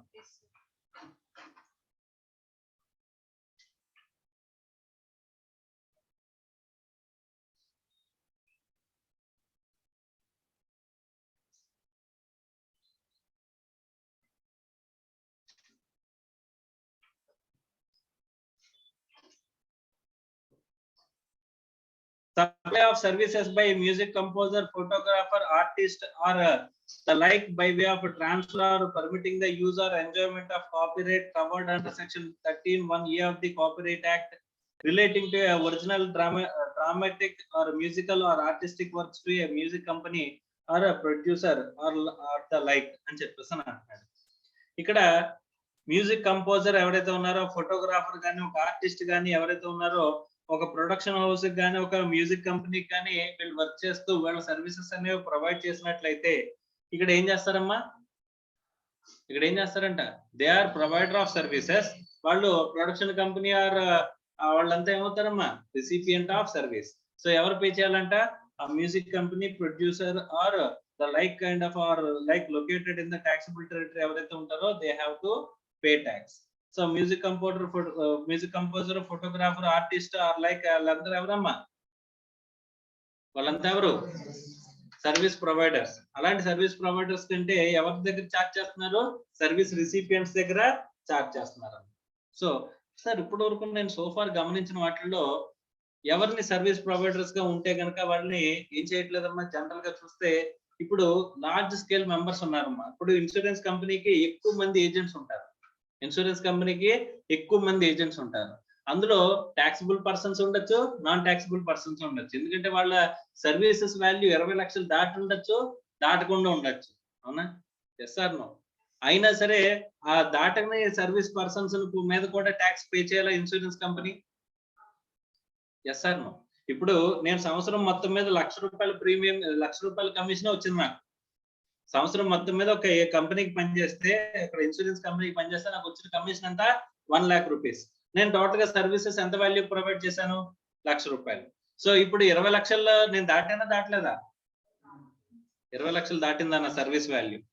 దాటలేదు. కాబట్టి నార్మల్ గా అయితే నేను రిజిస్టర్ చేయించుకుంటానా? నేను రిజిస్ట్రేషన్ చేయించుకోను. గవర్నమెంట్ కి ట్యాక్స్ వెళ్తుందా? వెళ్ళదు కదమ్మా. కానీ ఇక్కడ రివర్స్ ఛార్జ్ మెకానిజం లో కవర్ చేశారు అనుకోమ్మా, అప్పుడు వెళ్దా? కంపెనీ ఇన్సూరెన్స్ కంపెనీ ఏం చేస్తుంది, నాకు పే చేసే కమిషన్ మీద కూడా ఏం చేయాలి, ఇన్సూరెన్స్ పే జిఎస్టీ పే చేయాలా లేదా? Yes or no? చాలా తెలివిగా అది నార్మల్ గా అయితే వదిలితే దాని మీద అసలు జిఎస్టీ ఫార్వర్డ్ ఛార్జీలు వదిలేశారు అనుకోమ్మా, దాని మీద జిఎస్టీ వస్తుందా? కానీ ఈ రివర్స్ ఛార్జ్ మెకానిజం అనే దాంట్లో పెట్టడం వల్ల ఈ ప్రొవైడర్ అనేవాడు ఏమవ్వచ్చు, టాక్సిబుల్ పర్సన్ అవ్వచ్చు, నాన్ టాక్సిబుల్ పర్సన్ అవ్వచ్చు. కానీ జిఎస్టీ అనేది ట్యాక్స్ కలెక్ట్ అవుతుందా, కలెక్ట్ అవ్వట్లేదా? అమ్మ ఇది it is a tool for the, ఎలాగంటే అంటే పెద్ద డీలర్స్ ఎవరైతే ఉన్నారో, వాళ్ళని క్యాచ్ చేయడానికి, వాళ్ళ దగ్గర నుంచి ట్యాక్స్ అనేది మనం క్యాచ్ చేయడానికి ఎర్లీ కలెక్షన్. ఏంటది? Early collection. ఇప్పుడు డబ్బులు పే చేసేవాడు వాడికి పే చేసి అవతల వాడి దగ్గర నుంచి డబ్బులు మనకి జిఎస్టీ రూపంలో, ట్యాక్స్ రూపంలో రావాలంటే టైం పడుతుంది కదా. ఈ మంత్ చేసింది నెక్స్ట్ మంత్ లో కానీ రాదు. కానీ వీడి దగ్గర నుంచి అయితే ఇమీడియట్ గా మనకి డబ్బులతో పాటుగా ట్యాక్స్ కూడా వచ్చేస్తుంది కదమ్మా. సో వీడి దగ్గర నుంచి ట్యాక్స్ అక్కడికి మూవ్ అయిన దగ్గర నుంచి తర్వాత మనకి పేమెంట్ వచ్చే, గవర్నమెంట్ కి పేమెంట్ రావడం అనేది డిలే అవుతుంది. డైరెక్ట్ గా వీడి దగ్గర నుంచి అయితే ఖచ్చితంగా ఆడికి అమౌంట్ పే చేసేటప్పుడు వీడేం చేయాలి, ట్యాక్స్ అనేది పే చేసేస్తాడు అని చెప్పేసి. అండ్ వీళ్ళు ఏంటంటే large scale of members cover అవుతారు. ఇందులో అన్రిజిస్టర్డ్ డీలర్స్ మీద వచ్చే ట్యాక్స్ కూడా వీళ్ళకి కలెక్ట్ అవుతుందా, కలెక్ట్ అవుదా? ఇప్పుడు ఒక ఆర్టిస్ట్ ఉన్నాడమ్మా, ఒక ఆర్టిస్ట్, ఇప్పుడు సపోజ్ నేను ఒక ఆర్టిస్ట్ అనుకోండి, నాకు ఆర్టిస్ట్ కి నేను ప్రొడక్షన్ హౌస్ తో నేను టైఅప్ ఉంది, నాకు అగ్రిమెంట్ ఉంది. సో ఆ అగ్రిమెంట్ ప్రకారం ఏంటంటే నాకు ప్రొఫెషనల్ ఫీజు మంత్లీ పే చేస్తారంట. ప్రొఫెషనల్ ఫీజు ఎలా చేస్తారు, నాకు మంత్లీ పే చేస్తారంట. నన్ను ఎన్ని సినిమాలకైనా వాడతారు వాళ్ళు, కానీ నాకు ఇచ్చే పే స్కేల్ మాత్రం ఏముంటది, ఒక ఫిక్స్డ్ పే స్కేల్ ఉంటుంది పర్ మంత్. పర్ మంత్ నాకు ₹1,00,000 ఇస్తున్నారమ్మా యాజ్ అ ప్రొఫెషనల్ గా. ఒక ప్రొడక్షన్ హౌస్ తో నాకు అగ్రిమెంట్ ఉంది. సో అలా చూసుకుంటే కనుక ఇయర్ మొత్తానికి చూసుకుంటే కనుక నాకు ఎంత వస్తుంది, 12 లక్షలు వస్తున్నాను. కానీ 12 లక్షల్లో చూసుకుంటే నేను జిఎస్టీకి నార్మల్ గా అయితే లైబుల్ అవుతానా, అవునా? అవ్వను. కానీ ఇక్కడ ఏమవుతుందమ్మా, they are going to covered under reverse charge లో కవర్ చేయడం వల్ల ఏమవుతుంది, ఆ 12 లక్షల మీద కూడా జిఎస్టీ కవర్ అవుతుందా లేదా, కంపెనీ పే చేయాలా లేదా, ప్రొడక్షన్ హౌస్ పే చేయాలా లేదా?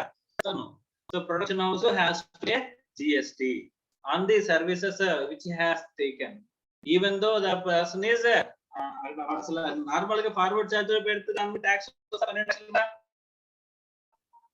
కానీ రివర్స్ ఛార్జ్ లో పెట్టి ఏం చేస్తున్నారమ్మా, ట్యాక్స్ అనేది కలెక్ట్ చేస్తున్నారు. మనకి అర్థం లేదా? సో ఇది ఒక టూల్ అమ్మా, ఎడిషనల్ కలెక్షన్ కి ఒక టూల్ అన్నమాట. అర్థమవుతుందా? Is it clear or not?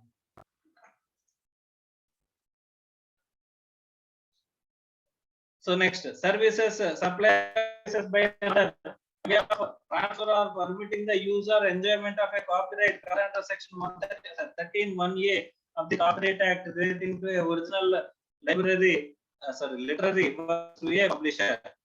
Author అనేవాడు పబ్లిషర్ కి మనకి సర్వీసెస్ అనేవి ప్రొవైడ్ చేస్తే, ఆ publisher located in the taxable టెరిటరీలో కనుక ఉన్నట్లయితే అక్కడ ఏం చేస్తారమ్మా, they are liable to reverse charge mechanism లో ట్యాక్స్ అనేది పే చేయాల్సిన అవసరం అనేది ఉంటుంది అని చెప్తున్నారు. Okay, however an author choose to pay tax under the forward charge if he has taken a registration under CGST Act form, he exercises the option to pay CGST on the said services under the forward charge in accordance with the 9(1) of the 9(1) and to comply with all the provisions as applied to a person liable to pay tax in relation to the supply of goods or services, and that he shall not withdraw the said option within a period of 1 year from the date of exercising of such a option. ఎవడైతే author ఉన్నాడో, author normal గా వాడు provide చేసే services ఏవైతే ఉంటాయో వాటికి వాడే collect చేసే ట్యాక్స్ అనేది పే చేస్తానంట. అలా పే చేస్తానని డిక్లరేషన్ ఫైల్ చేశాడంట. ఎక్కడ జిఎస్టీ రిజిస్ట్రేషన్ తీసుకున్నప్పుడు వాడు డిక్లరేషన్ ఫైల్ చేశాడంట, నేను ఎవరికైతే సర్వీసెస్ ప్రొవైడ్ చేస్తానో వాళ్ళందరి దగ్గర నుంచి కూడా నేను ట్యాక్స్ కలెక్ట్ చేసి నేనే పే చేస్తాను. సో అలాంటి వాళ్ళకి అక్కడ ఏమవుతుంది, నేను అవతల వాళ్ళకి రిసిపియెంట్స్ ట్యాక్స్ పే చేయాల్సిన అవసరం లేదు నా కేసులోని అని చెప్పేసి నువ్వు డిక్లరేషన్ కనుక ఫైల్ చేస్తే అప్పుడు ఏం చేయాలంట, ఫార్వర్డ్ ఛార్జ్ అప్లికబుల్ అవుతుందంట. ఇక్కడ రివర్స్ ఛార్జ్ అనేది అప్లికబుల్ కాదు. Is it clear or not? He makes a declaration on the invoice issued by him in the prescribed form to the publisher. Publisher కి ఇష్యూ చేసే ఇన్వాయిస్ మీద విషయం mention చేయాలంటే ఏమని, బాబు నువ్వు రివర్స్ ఛార్జ్ లో కట్టకు, నేనే ఆ ఇన్వాయిస్ ఈ ఇన్వాయిస్ లో నేనే కడతాను, నువ్వు కట్టని చెప్పేసి అని వాడు చెప్పాలంట ఆ ఇన్వాయిస్ మీద. నేను ఆల్రెడీ ఇక్కడ డిక్లరేషన్ అనేది జిఎస్టీ అథారిటీస్ సబ్మిట్ చేశాను, నేనే కలెక్ట్ చేసి కడతాను చెప్పేసి, కాబట్టి నువ్వేం చేయాల్సిన అవసరం లేదు.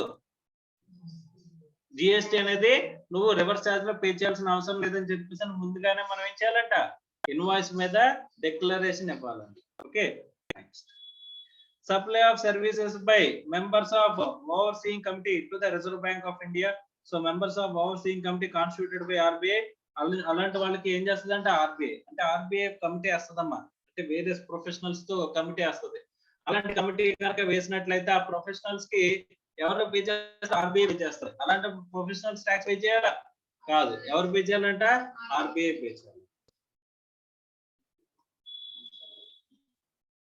సో తర్వాత services supplied by individual direct selling agencies agents other than body corporate partnership firms LLP firm to a banking or non banking financial companies అని చెప్పేసాను.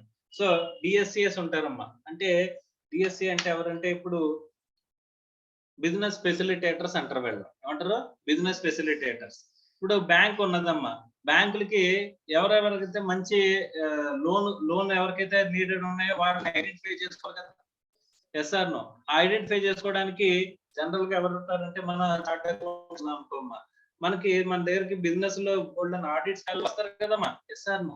జనరల్ గా వాళ్ళు ఏం చేస్తారు, లోన్ కావాలి అని అన్నారు అనుకోమ్మా, మనం ఏదో ఒక బ్యాంక్ కి రెఫర్ చేస్తామా. Yes or no?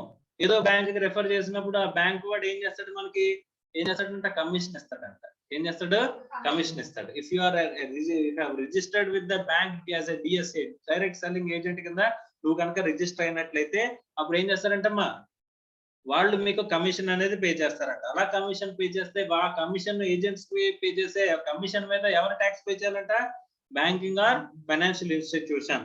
ఒకవేళ డిఎస్ఏ ఎవరై ఉండకూడదంట, కంపెనీ గానీ ఒక పార్ట్నర్షిప్ ఫర్మ్ గానీ అయి ఉండకూడదంట, ఎల్ఎల్పి గానీ. అర్థం అవుతుందా?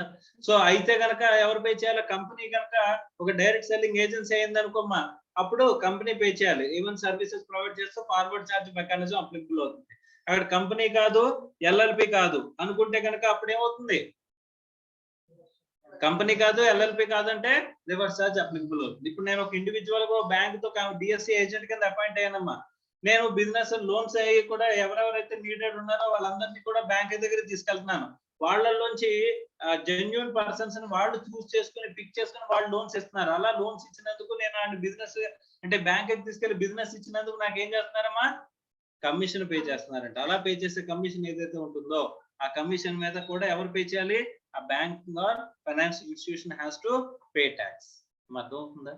నార్మల్ గా ఫార్వర్డ్ ఛార్జీలు వదిలేశారు అనుకోండి, అలాంటివన్నీ కూడా ట్యాక్సిబిలిటీలోకి రావు. కానీ రివర్స్ ఛార్జీల వల్ల ఏమవుతుంది, ట్యాక్సిబిలిటీలోకి వస్తున్నాను. అర్థమైందా? ఒక డైరెక్ట్ సెల్లింగ్ ఏజెంట్ వెళ్ళి ఎంత బిజినెస్ ప్రొవైడ్ చేసినా సరే 20 లక్షల కమిషన్ దాటుతుందా అంటే దాటడం అనేది చాలా కష్టం. సో ఎంతో బిజినెస్ ఇస్తే తప్ప. సో కానీ తక్కువ బిజినెస్ ఇచ్చినా వాడికి ఇచ్చింది 1 లక్ష రూపాయలే అయినా సరే దాని మీద కూడా జిఎస్టీ కలెక్ట్ చేస్తున్నారా లేదా? రివర్స్ ఛార్జ్ పెట్టడంతో వాళ్ళకి కూడా వాళ్ళు ప్రొవైడ్ చేసిన సర్వీసెస్ కూడా ఏం చేస్తున్నామా, ఇక్కడ banking company has to pay tax or not? Yes or no? Next services provided by business facilitator to a banking company. Same ఇది కూడా అందులోకి వస్తుందమ్మా, డైరెక్ట్ సెల్లింగ్ ఏజెన్సీస్ లోకే బిజినెస్ ఫెసిలిటేటర్ కింద కూడా వస్తుంది. తర్వాత services provided by an agent of a business corresponding to the business correspondent. So ఇక్కడ ఈ బిజినెస్ కరెస్పాండెంట్ గనక మనకి ట్యాక్సబుల్ టెరిటరీలో ఉంటే గనక ఈ బిజినెస్ ఏజెంట్ ఎవరైతే ఉంటారో ఏజెంట్ ప్రొవైడ్ చేసే బిజినెస్ కరెస్పాండెంట్ కి ఏజెంట్ ఎవరైతే ఉంటాడో వాడు ఏమవుతాడమ్మా, ఇక్కడ సర్వీస్ ప్రొవైడర్ అవుతాడు. బిజినెస్ కరెస్పాండెంట్ ఏమవుతాడు, సర్వీస్ రిసిపియెంట్. అక్కడ కూడా ఎవరు పే చేయాలి, ఆ బిజినెస్ కరెస్పాండెంట్ పే చేయాలి. తర్వాత security services provided by of supply of security personal provided to a registered person అని చెప్పేసి అంటున్నారు. ఇక్కడ సెక్యూరిటీ ఏజెన్సీ ఉంటుంది కదమ్మా, సెక్యూరిటీ పర్సనల్ ఉంటారు కదా, వాళ్ళు సర్వీసెస్ అనేవి ప్రొవైడ్ చేసినట్లయితే మా సెక్యూరిటీ గార్డ్స్ ఉంటారా, ఇప్పుడు షాపింగ్ మాల్స్ లో సెక్యూరిటీ గార్డ్స్ ఉంటారు. ఆ సెక్యూరిటీ గార్డ్స్ షాపింగ్ మాల్ లో అపాయింట్ చేసిన పర్సన్స్ అయి ఉంటారు అనుకుంటున్నారా? కాదు, ఒక సెపరేట్ ఏజెన్సీ ఉంటదమ్మా. ఆ ఏజెన్సీ వాళ్ళు అపాయింట్ చేసిన పర్సన్స్. ఈ ఏజెన్సీ వాళ్ళతో వీళ్ళు ఏమవుతారు, ఒక అగ్రిమెంట్ లోకి ఎంటర్ అవుతారు. అలా అగ్రిమెంట్ లోకి ఎంటర్ అయ్యి సెక్యూరిటీ ఏజెన్సీ అక్కడ షాపింగ్ మాల్స్ కి ఏం చేస్తుంది, సెక్యూరిటీ అగ్రిమెంట్ లోకి ఎంటర్ అవుతుంది. ఇప్పుడు మనం ఒక సెక్యూరిటీ గార్డ్ ని పెట్టుకుంటామమ్మా. ఆ రోజు వాడు సెలవు పెట్టొచ్చు, రాకపోవచ్చు. ఓకే, రాలేదంటే కనుక మనం ఇంకో పర్సన్ పెట్టుకోవాలా? Yes or no? కానీ సెక్యూరిటీ గార్డులు లేకుండా ఉంటారా? ఉంచాం కదమ్మా. Yes or no? అదే ఇప్పుడు ఆ హెడ్ ఎక్స్ ఆడు మానేయడం, మళ్ళీ రాకపోవడం, కొత్త అపాయింట్ చేసుకోవడం, ఇవన్నీ బాధలు లేకుండా నేను ఒక సెక్యూరిటీ ఏజెన్సీకి ఒక కాంట్రాక్ట్ వర్క్ అంటూ ప్రొవైడ్ చేశాను అనుకోమ్మా. వాడు ఏదో ఒక సెక్యూరిటీ గార్డ్, వాడనే కాదు ఎవడో ఒకరిని అక్కడ ఏం చేయాలి, ప్లేస్ చేయాల్సిన. ఇప్పుడు ఇవాళ వాడు రాలేదు, ఇంకొకరిని పెట్టాల్సిన బాధ్యత ఎవరిది? ఆ సెక్యూరిటీ ఏజెన్సీది. అర్థమైందా? సో అల్టిమేట్ గా నాకు ప్రతిరోజు ఇక్కడ ఇద్దరు సెక్యూరిటీ గార్డ్స్ ఉండేలా చూసుకునే బాధ్యత ఎవరిది? సెక్యూరిటీ ఏజెన్సీది. అలా సెక్యూరిటీ ఏజెన్సీస్ జనరల్ ఏం చేస్తారమ్మా, సెక్యూరిటీ ఏజెన్సీ అగ్రిమెంట్స్ లోకే వస్తారంట. అలా సెక్యూరిటీ ఏజెన్సీ అగ్రిమెంట్స్ లో కనుక వచ్చినట్లయితే, సెక్యూరిటీ సర్వీసెస్ కనుక ప్రొవైడ్ చేసినట్లయితే ఎవరికి? To a registered person. Registered person కనుక మనం ప్రొవైడ్ చేసినట్లయితే ఎవరు పే చేయాలంట? Registered person. అర్థం అవుతుందా? కానీ ఇక్కడ however nothing contained in this entry shall apply. ఇప్పుడంట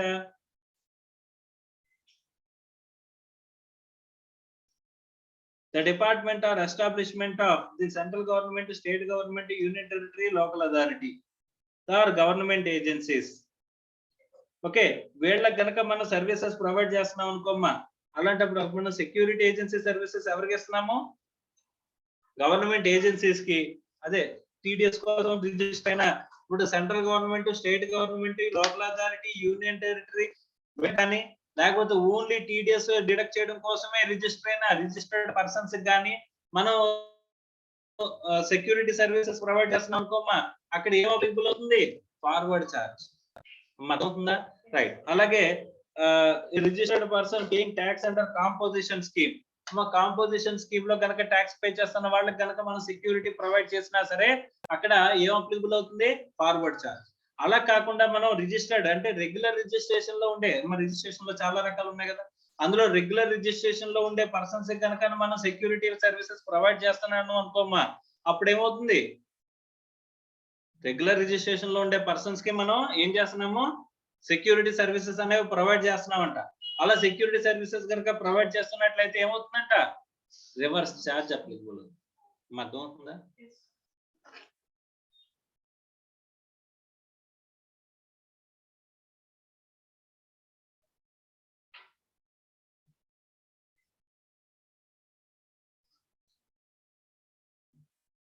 Next, services provided by way of renting of any motor vehicle designed to carry on passengers where the cost of fuel is included in the consideration charged from the services recipient provided to a body corporate అని చెప్పేసి అంటున్నాడు.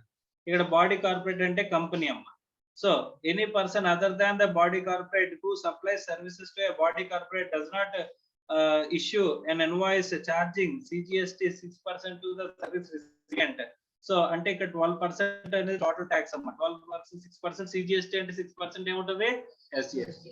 So 12% tax direct గా వీళ్ళు levy చేసి tax government కి pay చేసి మేము collect చేసి పే చేసుకుంటాం అనుకున్న వాళ్ళు తప్ప మిగిలిన వాళ్ళు ఎవరైనా సరే ఇక్కడ రెంటింగ్ ఆఫ్ మోటార్ వెహికల్స్. ఇప్పుడు కంపెనీ నన్ను ఏం చేస్తుందంటే కార్లు పెట్టమన్నదట. మరి జనరల్ గా చాలా కంపెనీలు ఏం చేస్తాయంటే కార్ మెయింటెనెన్స్ భరించలేవమ్మా. వాళ్ళు ఏం చేస్తారంటే ఈ టోటల్ గా కార్ ని అక్కడ ఇప్పుడు కార్ రిపేర్ వచ్చింది, ఆ కార్ అనేది రిపేర్ వస్తే మళ్ళీ రిపేర్ చేయించుకునేంత వరకు వాళ్ళకి అక్కడ కార్ ఉండదు కదా, అవునా కదా? సో అక్కడ ఫ్యూయల్ అనేది లేదు, ఏమిటి అయిపోయింది, వీళ్ళు చూసుకోలేదు. అలాంటప్పుడు ఏం చేయాలి? మళ్ళీ ఫ్యూయల్ కొట్టించేంత వరకు వెహికల్ ఉండదు కదా. Yes or no? సో ఇక్కడ ఏంటంటే ఒక కార్ అంటూ నాకు ప్రొవైడ్ చేసేలా కార్ ఏజెన్సీస్ తో వీళ్ళు ఏం చేస్తారు? టైఅప్స్ లోకి వస్తారు, అగ్రిమెంట్స్ లోకి వస్తారు. ఓకేనా? సో ఇంక్లూడింగ్ ఫ్యూయల్ మీదే మేము డబ్బులు పే చేస్తాం, ఎంత అమౌంట్. అక్కడ కార్ రిపేర్ ఉండకూడదు, ప్యాచ్ ఉండకూడదు, ఫ్యూయల్ లేకుండా ఉండకూడదు. మొత్తం అంతా కూడా ఏమన్నా సరే నువ్వేం చేయాలి? ఇంకో కార్ నువ్వు ఇమీడియట్ గా ప్లేస్ చేయాల్సిన అవసరం నీకు ఉంటుంది అని చెప్పేసి ఈ ముందే అగ్రిమెంట్స్ లోకి ఎంటర్ అవుతారు. అలా అగ్రిమెంట్స్ లోకి ఎంటర్ అయితే కనుక బాడీ కార్పొరేట్స్ తో ఎంటర్ అయితే కనుక అంటే కంపెనీస్ తో ఎంటర్ అయితే కనుక బాడీ కార్పొరేట్ కి అక్కడ టాక్సిబుల్ టెరిటరీలో ప్రెజెన్స్ ఉంటే కనుక ఆటోమేటిక్ గా ఎవరు పే చేయాలంటమ్మా? రివర్స్ ఛార్జ్ లో బాడీ కార్పొరేటే పే చేయాలి. అర్థమైందా? Is it clear or not?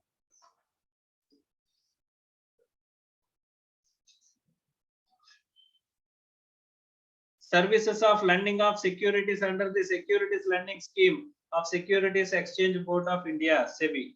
Okay, so ఎవరైతే lender ఉంటారో, the person who deposits the securities registered in his name in the name of any person duly authorized in his behalf, approved intermediary for the purpose of lending of the scheme.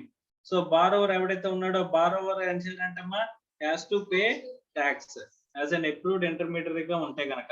అంటే ఇక్కడ securities lending అమ్మా. ఇదేంటంటే మన దగ్గర shares ఉన్నాయి, ఆ shares ని మనం ఏం చేసామంటే, మన దగ్గర ఖాళీగా ఉంటున్నాయి కదా, మనం ఏమి ఇప్పుడు ఏమి అమ్మేయట్లేదు అని చెప్పేసి ఈ సెక్యూరిటీస్ ని ఎవడో ఒకటి సెక్యూరిటీ ఇచ్చామంట. అంటే వాడు సెక్యూరిటీ పెట్టుకోవడానికి మనం లెండింగ్ కి మనం ఏం చేసాం, మనం లెండింగ్ ఇచ్చాం, మనం అమ్మేసామా, మన ఓనర్షిప్ ట్రాన్స్ఫర్ అయిందా, ఓనర్షిప్ ట్రాన్స్ఫర్ అవ్వలేదు. ఈ కొన్నాళ్ళకి మనం ఏం చేస్తాం, ఫర్ దట్ పర్పస్ వాడికి సెక్యూరిటీ ప్రొవైడ్ చేసుకోవడానికి నేను ఏం చేశానమ్మా, సెక్యూరిటీస్ లెండింగ్ చేశానంట. అలా సెక్యూరిటీస్ లెండింగ్ చేస్తే బారోవర్ ఎవడైతే ఉన్నాడో he has to pay tax అంట. అర్థమైందా? ఇది కూడా సర్వీసే కదా, రెంటింగ్ ఆఫ్ సర్వీసే కదా ఇది. సో రెంటింగ్ ఆఫ్ సర్వీసెస్ మీద ఏమవుతుందంట, జిఎస్టీ వస్తుంది. కానీ జిఎస్టీ ఎందులోకి వస్తుంది, రివర్స్ ఛార్జ్ లోకి వస్తుంది. అర్థమైందా? ఇక్కడ కూడా జనరల్ గా చూస్తే ఇండివిజువల్ గా ఇప్పుడు మనం అందరూ కూడా ఇన్వెస్టర్స్ గా ఉండొచ్చమ్మా. నేను కావాలనుకుంటే మనందరు సెక్యూరిటీస్ ఒక్కొక్కరు కూడా ఇండివిజువల్ గా ఏం చేస్తాం, లెండ్ చేసుకోవచ్చు. సో చేసుకుంటే మహా అయితే 10,000, 20,000 లేకపోతే 50,000కి మనం సెక్యూరిటీస్ లెండింగ్ చేసుకుంటాం. సో సంవత్సరం అంతా చూసుకుంటే కనుక మన వాల్యూ, సర్వీస్ వాల్యూ 20 లక్షలు దాటుతుందా, దాటదు. కానీ ఇక్కడ బారోవర్ ఎవడైతే ఉన్నాడో, లేక ఎవరు ఉంటారంటే ఇప్పుడు కార్వి, లేకపోతే ఇక్కడ స్టాక్ ఎక్స్చేంజ్ బ్రోకర్స్ ఎవరైతే ఉన్నారో వాళ్ళు ఉంటారమ్మా. వాళ్ళు ఏమంటారు, పెద్ద కంపెనీసే కదమ్మా, ఉన్నా కదా. సో వాళ్ళు మన దగ్గర నుంచి తీసుకునే వాల్యూ మీద మనకి ఏం చేస్తారంట, వాళ్ళని జీఎస్టీ కట్టమని చెప్పేసి ఆబ్లిగేట్ చేస్తే ఈ తక్కువ అమౌంట్స్ మీద కూడా ట్యాక్స్ కలెక్ట్ అవుతుందా, కలెక్ట్ అవుదా? Clear or not? So these are the ఇక్కడ కవర్ అయిన వాటిలో మనకి ఏంటమ్మా, ఈ నోటిఫికేషన్ లో కవర్ అయిన ఆస్పెక్ట్స్ లో మనకి రివర్స్ ఛార్జ్ అనేది అప్లికబుల్ అవుతుంది అనేది పాయింట్. ఈ రివర్స్ ఛార్జ్ లో కవర్ అయిన ప్రతి ఆస్పెక్ట్ మనం గుర్తుపెట్టుకోవాలా లేదా? Yes or no? Yes, clear గా గుర్తుపెట్టుకోవాలి. అండ్ దీని మీద కొంత అనాలిసిస్ ఉందమ్మా. అనాలిసిస్ కూడా చూసిన తర్వాత మనం ఏం చేద్దాం, నెక్స్ట్ టాపిక్ లోకి మూవ్ ఆన్ అవుదాం. Is it clear or not? So అక్కడతో మనకి చాప్టర్ ఎండ్ అయిపోతుంది. సో